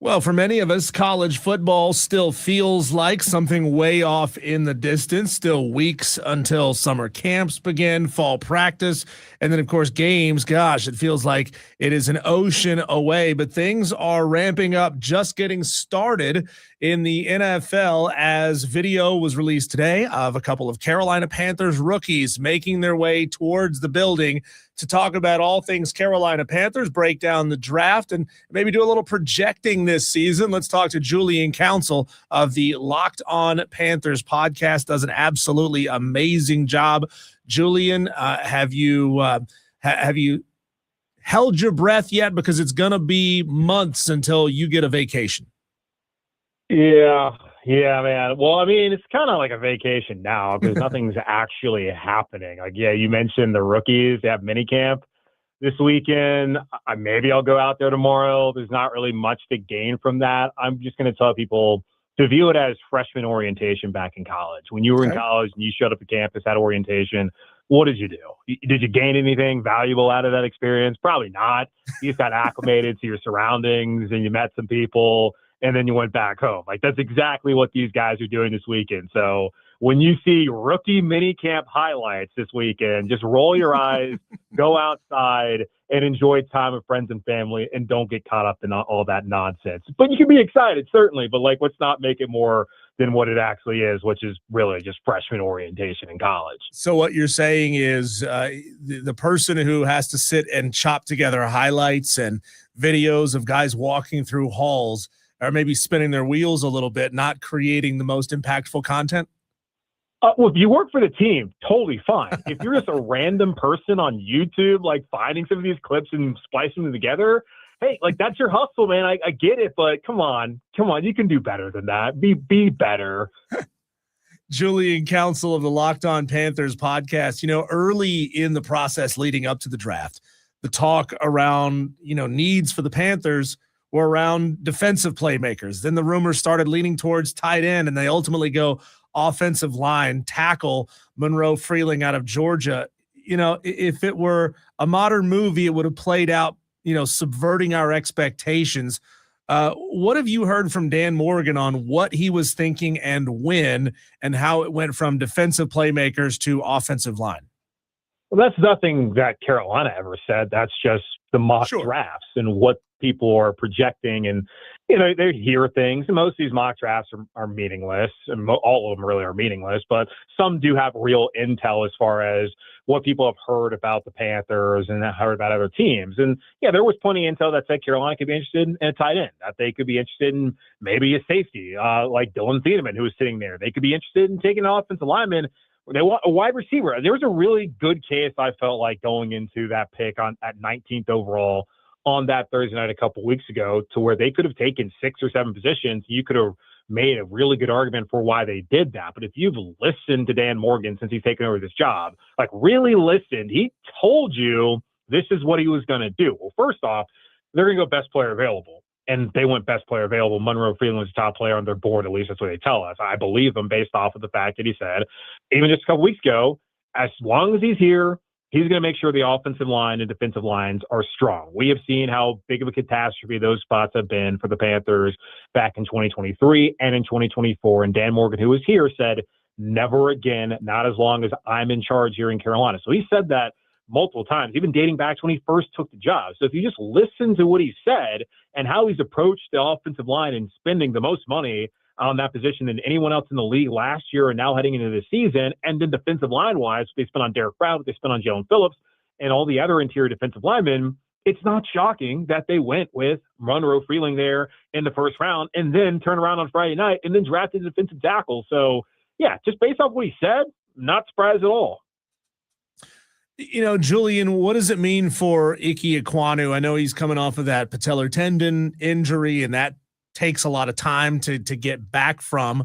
If Monroe Freeling can step up and be a week one starter like you expect first round draft picks to be, what does that mean for Ike's future with Carolina? Yeah, I don't know if it's a slam dunk that Freeling will start week one. I wouldn't be surprised if he starts the majority of this upcoming season, considering that they did spend a first-round pick on him. They have far more invested in him than Rasheed Walker, who they signed to a one-year deal where he only gets $3 million guaranteed. Now, it's a lot of money in the real world in the NFL. That doesn't guarantee you a starting job. But we'll see how that plays out. As far as Icky goes, first and foremost, he's got to get healthy before you can really make any sort of decisions. They don't have to make a decision on him until March of next year as far as whether they want to re-sign him or if they want to move on. I would imagine that Freeling is going to be their starting left tackle moving forward. Now, Taylor Moton, he's another piece of this puzzle that you got to figure out. He signed an extension last year that guaranteed he'd be here for all last season and this upcoming season. There's some flexibility where they can move off of him after this year. And it's year 10. He's already locked up the NFL pension. Doesn't need to keep playing football after this year unless he wants to. If he decides to move on or Carolina moves on from him, who's to say that he can't go play right tackle next season and they can pay him a prove-it deal and not spend too much on that spot? Who's to say that they don't decide to move him to guard? If Rob Hunt struggles again with injuries this season, or Damian Lewis, that they want to move off of him. So it's possible that he has a future in Carolina. There's just a lot of pieces that I got to get figured out first before I think anyone can truly say he's done and like this is bad news for him. I think there could still be a future for Ickey Ekwonu on the Panthers offensive line. And just right now, May 7th, it's hard to project. Julian, I'm going to ask you kind of a silly question here before we get into some of the other draft picks for the Carolina Panthers. But, you know, I'm in the studio and they're throwing up the graphic of Aaron Rodgers and he's visiting with the Steelers. He's likely going to play. Imagine for a moment that Dave Tepper and Dan Morgan were in the position that the Steelers brass are. They were having to deal with an Aaron Rodgers. Can you just walk us through how you think Dan Morgan would deal with being put through this every year with his quarterback? I don't think he would put himself in this position. I don't think he would be waiting around for a decision from a 42, 43-year-old man who's past his prime. I think they would not do that. The way they've gone about their off seasons recently, especially when they drafted Bryce, when they traded up to number 1, and I mean, that was pre-Dan Morgan, who's around though, is they want people to know what their quarterback plan is. I don't know how they would handle that at all. I think we've seen a couple of years ago when Fitterer was the guy and they were trying to get rid of Sam and they were trying to get Baker and then they got Matt Corral. That didn't get handled properly. So I have a hard time envisioning Dan Morgan ever allowing that to be a situation. But Pittsburgh kind of is having a better option. Will Howard, is that the guy that they would go with? Or what's the guy who just got drafted from Penn State who's terrible? Drew Aller? Yeah. Yeah. Doesn't seem like they have any options. I was just thinking, I don't think Dan Morgan's would have a lot of patience for dealing with this. Maybe Dave Canales would be a little more positive, a little more like, hey, we're waiting on to see what he's going to do. But I don't think Dan Morgan would tolerate that for very long. Let's talk about the newest weapon on the offensive side of things. Chris Brazzell, the wide receiver from Tennessee, long, lengthy, big body guy. If you're Xavier Legette, how sort of scared are you that Chris Brazzell could come in and knock you off of your perch? Xavier Legette's been a phenomenal cheerleader for this team. He's done a great job getting eyeballs on this team, but he hasn't produced. Is Chris Brazzell the kind of guy that could essentially steal his spot? Was XL at the Derby this weekend? I didn't see it. I don't know. Okay, because I know last year he was all over that, and that was interesting because he didn't have the kind of rookie season that would make you think he should be at the Kentucky Derby and be on a Glorilla album cover or whatever it was. And there's a lot of, cool things for him. Like, hey, live it up, man. You're only young once. You're only in this position certainly once in a lifetime. So I get it. But I did say to people, look, the minute he does not play well, people are going to turn on him. And that's what happened this past season. Now, I don't think the organization necessarily has turned on him at this point in time. Dave Canales said plainly back in January that he has to get better. It's unacceptable to be lined up offsides, to be lined up in a legal formation, to not get both feet in bounds, to have that happen in week 1, then carry over to week 15, whenever it was. It's not acceptable to not catch the football. Just a bunch of just things I don't know how you can explain other than, I don't know, maybe he was just mentally broken last year. I'm not inside the guy's head, but certainly saw his demeanor completely change when the season began to when things are playing out throughout the end of it. I don't know how concerned he really should be. It's not like they took a receiver at 19. Brazzell was good at Tennessee. It took him, until his second year to really break out there. He's a deep ball threat. He's got a lot of speed. So that's an element Carolina hasn't had in a while. I really would argue since like Ted Ginn Jr. was here. So that's a good thing. But Xavier's been in the league for a couple seasons, and maybe because this is a kid who didn't do anything until the Gator Bowl of his redshirt junior year at South Carolina. And then he broke out his final season when Juice Wells had that foot injury that really allowed him to be the number one guy with Spencer Rattler throwing the ball to him. Maybe it was always going to take him some time. I didn't think he was going to get 5 years because he got 5 years in Columbia to do it. In the NFL, fifth-year option, you're not going to get the fifth-year option if you don't show something in your first 3 years. And now the clock is really ticking for him. So I don't think you should be that concerned. If you're a competitor, you're not worried about what's in that room next to you. You believe you're the best guy. I think he's putting his head down and he's focused on just him. So I wouldn't be totally concerned. I think it's a good thing that they add another element. And the hope is from the organization that XL can step up and be that guy for them this upcoming season. If you believe Google AI, which is always kind of a dubious task, yes, he was at the Derby this year as a social correspondent. Have you gotten any sense of maybe what his off-season work is like to try to get himself back? Is he, obviously he took some time to go up to Kentucky, but have you got any sense that he's putting in the work that he needs to in the off-season? Yeah, look, him going to the Derby is fine. Like, I don't really actually have a problem with it. It's just one of those things where you look at the offseason last year, it's like, he's presenting himself as if he is a star, which is definitely was not the case on the field. Off the field, certainly, sure. But yeah, like someone sent me a video of him working out and all that. Like, I don't care.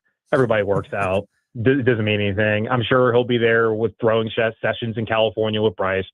Okay, cool. Doesn't really matter. What are you going to do when you're actually there in between the white lines? And so far, we have not seen anything that should offer that much enthusiasm.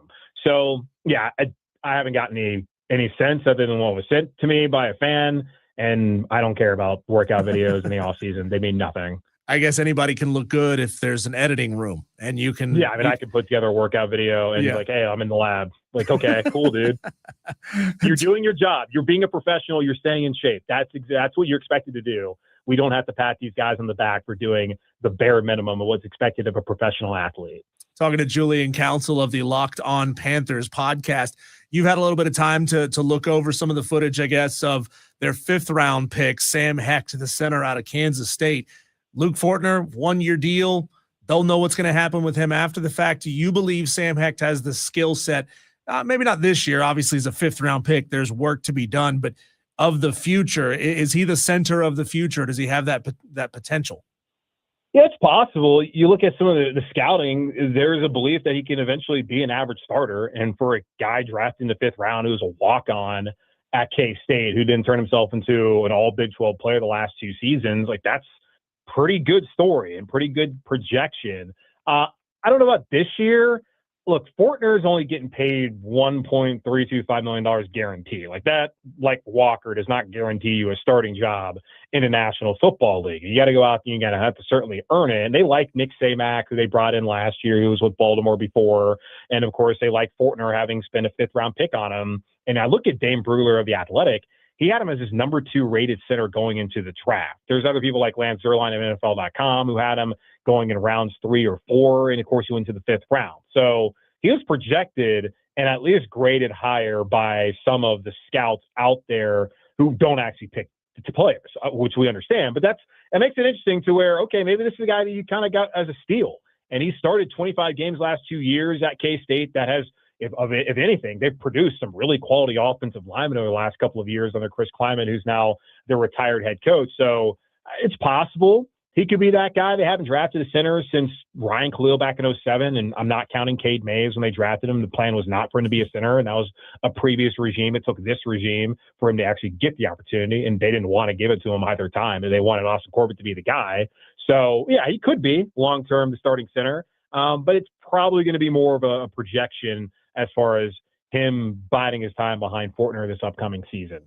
Julian, tell me about this $2.5 million that the Tepper family has donated towards advancing girls high school flag football in the Carolinas. I don't have a teenage daughter, so I'm not paying attention to whether or not it's gaining traction in South Carolina, but in North Carolina, is girls flag football really set to be the next big thing? Yeah, that came out yesterday that it's been sanctioned by the North Carolina High School Athletic Association. So, I mean, that's cool that that young girls are getting an opportunity to play football and be able to have their own sport. I don't think that's ever a bad thing for kids to be active, to have a community to be a part of. And the Teppers have since day one. You can say whatever you want about David in particular, and I don't think anyone has anything poor to say about Nicole, but certainly how David has handled himself and how he's handled the team, and even Charlotte FC since coming to Carolina. He's always talked about how he wanted to give back to the community and be philanthropic, and he has put his money where his mouth is, and I really appreciate that about him and his wife. So cool that they've donated that kind of money.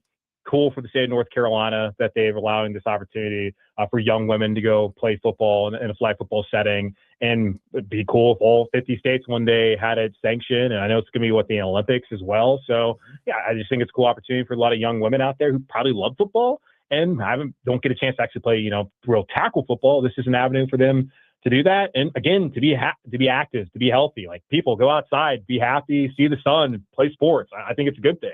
Julian, I had a guest on earlier in the show that is based out of the Nashville market, and he was telling me that Nashville is kind of putting on that full court press, so to speak, to get the Major League Baseball expansion franchise.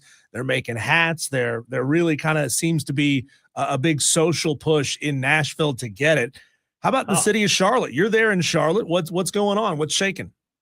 Yeah, I used to live in Nashville, and actually I'll be there next week. And the Nashville Sounds have an awesome stadium. Like, you go to right field and you will never watch a single pitch or an at bat. There's just so much going on back there. So I do find it interesting.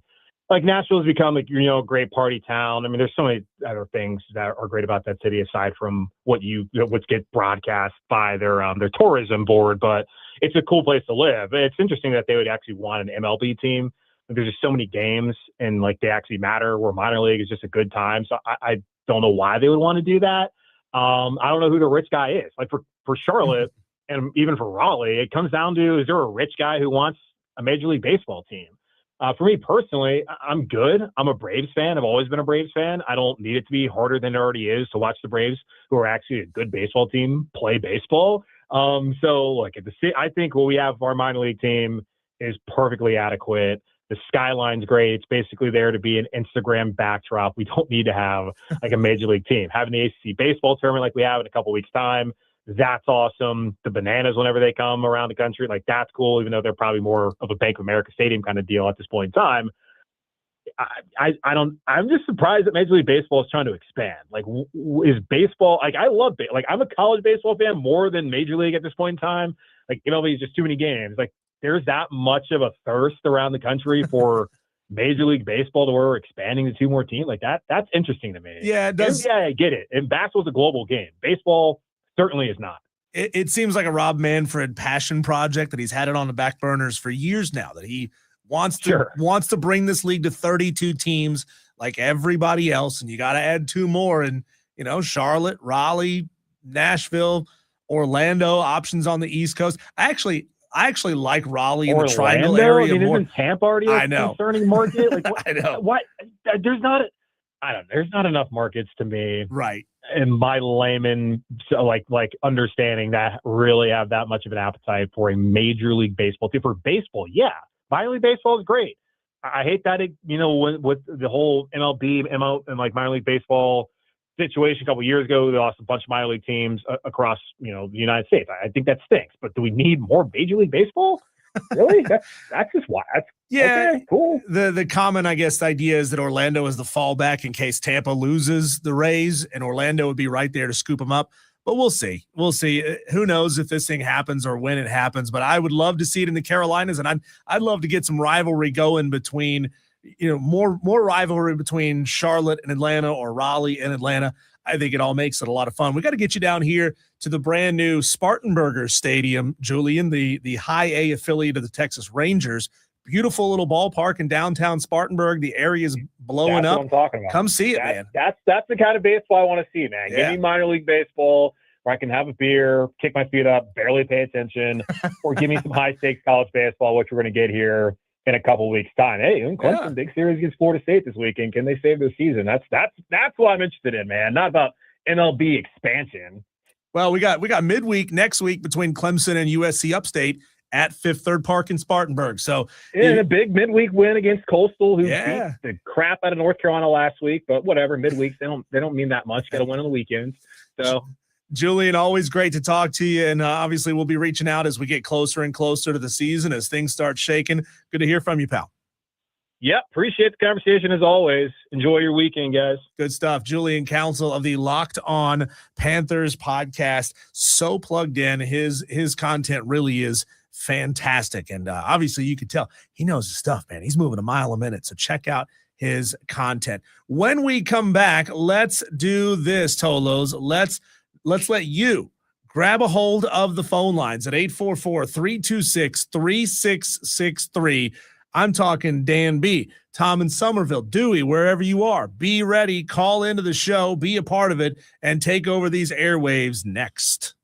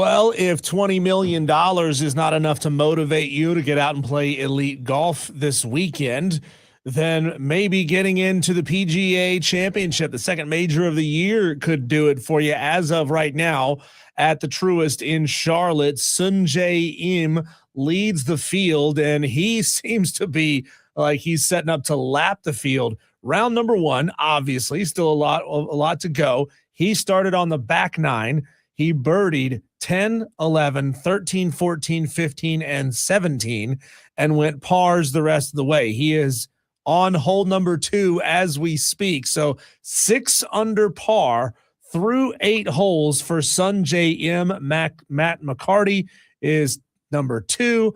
T3, Christopher Wrighton and Tommy Fleetwood, Harris English, Nick Taylor, Tony Finau, Justin Thomas, right there at the top of the leaderboard. As of this moment, Rory McIlroy through 14 is even. So he is he's gone all pars all day, no birdies, no bogeys, playing just even par golf up there at Quail Hollow in Charlotte. It is the Tolo Takeovers. Tolos, your opportunity to call the show at 844-326-3663. Let your voices be heard. Take over these airwaves, and we kick things off right now with Bing Bong himself, Dan B. Welcome to the show. Hey there. Hey. Yeah, I don't have a whole lot. I mean, we could talk. You want to talk some new rules for Upstate fan upset pick challenge? Oh, well, do you have a proposal for a new rule?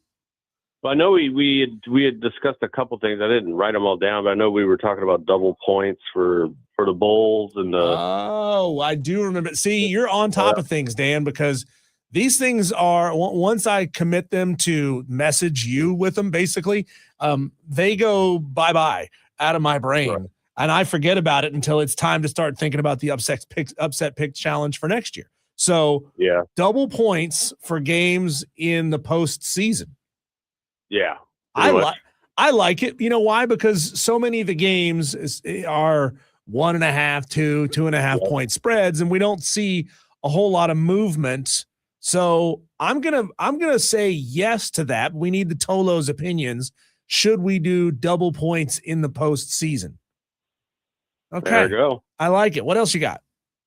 That's about it. Other than the East Main Ingalls is just a bit outside. Ah, that was Pine Street. It was Pine Street Ingalls. Or yeah, Pine Street. Sorry, but yeah. I know. Driving East side of through Spartanburg. downtown, That's out there. anytime during the rush hour time frame, you know what I mean? That's fair. That's like trying to drive to Greenville at any time. Well, you got that right. You got that right. In Greenville, they say you're half an hour from everywhere, and that could be somewhere that's just across the street. It can take you that long. So appreciate the phone call, Dan, and we will take it under advisement, and we will talk to some other Tolos and see if they second that idea. All right, then. Awesome. Thanks, Dan. Let's go to the phone lines again and bring in our second caller. We're doing this live in real time. Tolo, who's this? Hey, it's Matt from Ohio. What's going on today? Hey, Matt. How do you like the idea that Dan just put out there? Have you participated in our Upset Picks Challenge before? I have not, but one of my goals, and I know I need to set higher goals for my life, but one of my goals is to do that this year. So there is no higher goal in life than winning a totally meaningless challenge. You can aspire to no greater height. Okay. Right. Takes a lot of time. There's no prize. What's not to love about it? Hey, I wanted to tell you, you're doing a phenomenal job flying solo this week. Thank you. I also wanted to hit on a little bit of what you hit on yesterday with Bryson DeChambeau. Yeah. I'm with you. I'm wondering where his handlers are, to kind of do some damage control with him because, I don't think he's endearing himself to anyone. And if you know Bryson, he seems to have the pretty good ability, maybe more than most, of self-sabotage. But a couple of points to keep in mind with him, one of the things that he kind of made a name on was being the anti-PGA Tour guy. He chased distance and working out, and, he's using weird, one-length clubs and, designs his own stuff. And, so he kind of made a name for himself by being anti-tour. Maybe that's just a continuation of this, but what I think all those live guys are finding out is most of the major tournaments, a lot of them base their fields on world golf ranking points. And, you don't get basically anything for live events because they're not official events. You can go the Patrick Reed route of playing on the DP World Tour and getting, official points. But, a lot of these guys are going to be locked out of the majors if they don't come back to the PGA Tour. Their only avenue really would be DP World Tour. And I get that a lot of the live players were, European or foreign-born guys, but, I don't know. I don't know where Bryson's people are to tell him, hey, dude, shut up. Yeah, that's, I haven't dug so far into it to find out why, for example, Brooks Koepka is playing this weekend at the One Flight Myrtle Beach Classic. It is not a Korn Ferry Tour event. It is a PGA Tour event, but he still has to qualify to get into the PGA Championship next weekend. He's fighting for his opportunity, but it is interesting how Brooks, who also was not the most a fun guy to be around, right? He always had kind of a sour attitude a lot of times. He's kind of eating it and taking it. Yeah, and remember that Brooks and Bryson had that yeah. that little Twitter war or whatever. Yeah. But I think that at the end of the day, especially in the game of golf, you're talking about a game that's really steep in tradition. Those guys were strictly playing for money. We've talked about this before. Liv had really nothing to offer as far as legacy or tradition. And, when you have enough money, what else is there? I mean, most of these guys are set for life, even if they never, Liv could go defunct tomorrow, which it might. And, many of those guys are set for life. So what are you really playing for? True. You're playing for a place in history. And I've said this before, who wins the Greensboro Open in 2016, nobody remembers. But if you have your name on a claret jug or, at Augusta, that's what's the line in Sandlot? Something about, heroes live forever, but legends never die, or something like that. I mean, you're playing for history and tradition, especially in golf. And I didn't get a chance to call in yesterday, but I thought your points were great and right on. I mean, I'm just wondering, does Bryson, obviously he's got to have an agent or some handlers and maybe he just doesn't listen, or maybe he doesn't, but you would think that he would have people to kind of say, hey dude, probably not the greatest thing to say when you're going to be out of, a place to play, unless, playing, guys that are YouTube personalities is what you want to do the rest of your life. Yeah. I'm just not buying it that he is some sort of a maverick to his core, right? I mean, it feels like he wants to do maverick things for the purpose of YouTube videos, but he doesn't feel like a maverick to his core. There are a few people around every major enterprise who just do things a different way, but he worked his entire life to get up to the point where he had won 2 majors. I mean, how would you not want to continue that at age 32 and not chase more and more immortality? Because clearly he's chasing attention and love from people on the internet. Why does he not want that from the actual golf world? Yeah.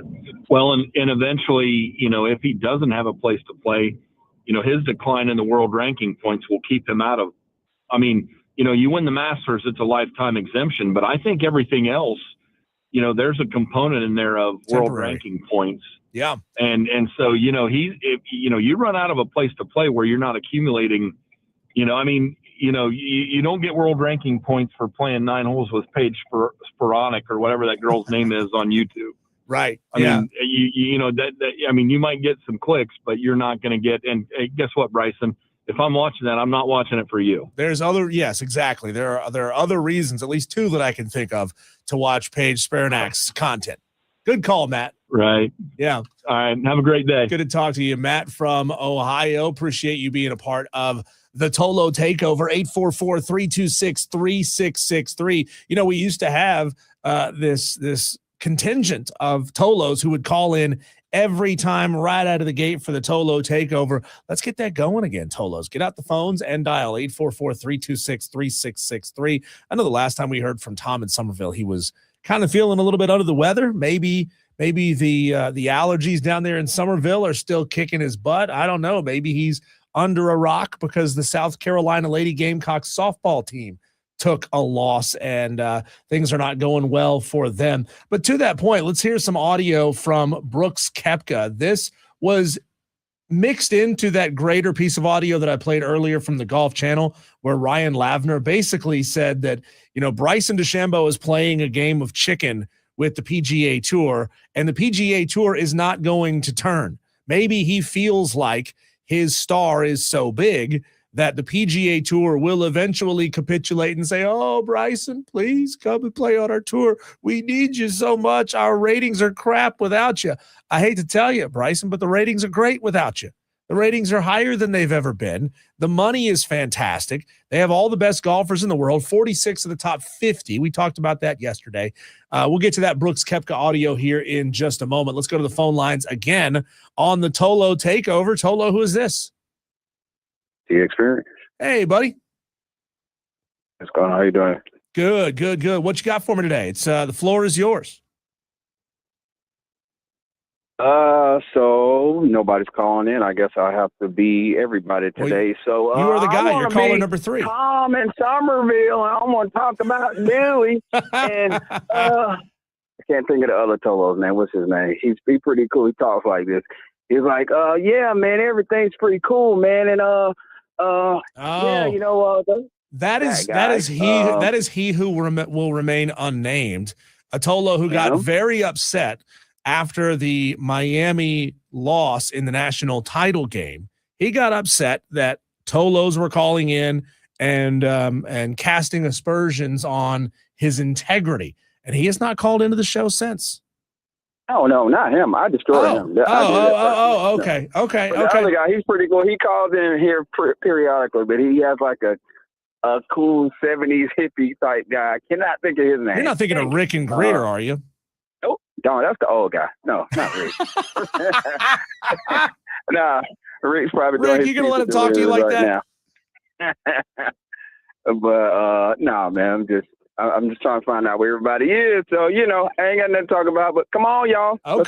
Okay. So, thanks, buddy. Appreciate the call, T Experience. This time of year, it sort of happens every single year at this time. And I know that you Tolos, you love and care about football, right? I mean, your top 5 sports are Clemson football, South Carolina football, NFL as a whole, high school football, and eventually girls flag football once it makes its way here is sanctioned as a varsity sport. It just got sanctioned in North Carolina as a varsity sport. I don't know. I'll have to look in to see what's going on with it here in the state of South Carolina. But this is a football-heavy market. I know that. And I know you guys love your Braves. But the truth is there's not that many Tolos who call in with strong opinions about the Braves on a daily basis. We base a lot of our opinions, Cole and I, both base a lot of our strategies on what we talk about on the show on what you Tolos want to interact with and about. So the more you call in to talk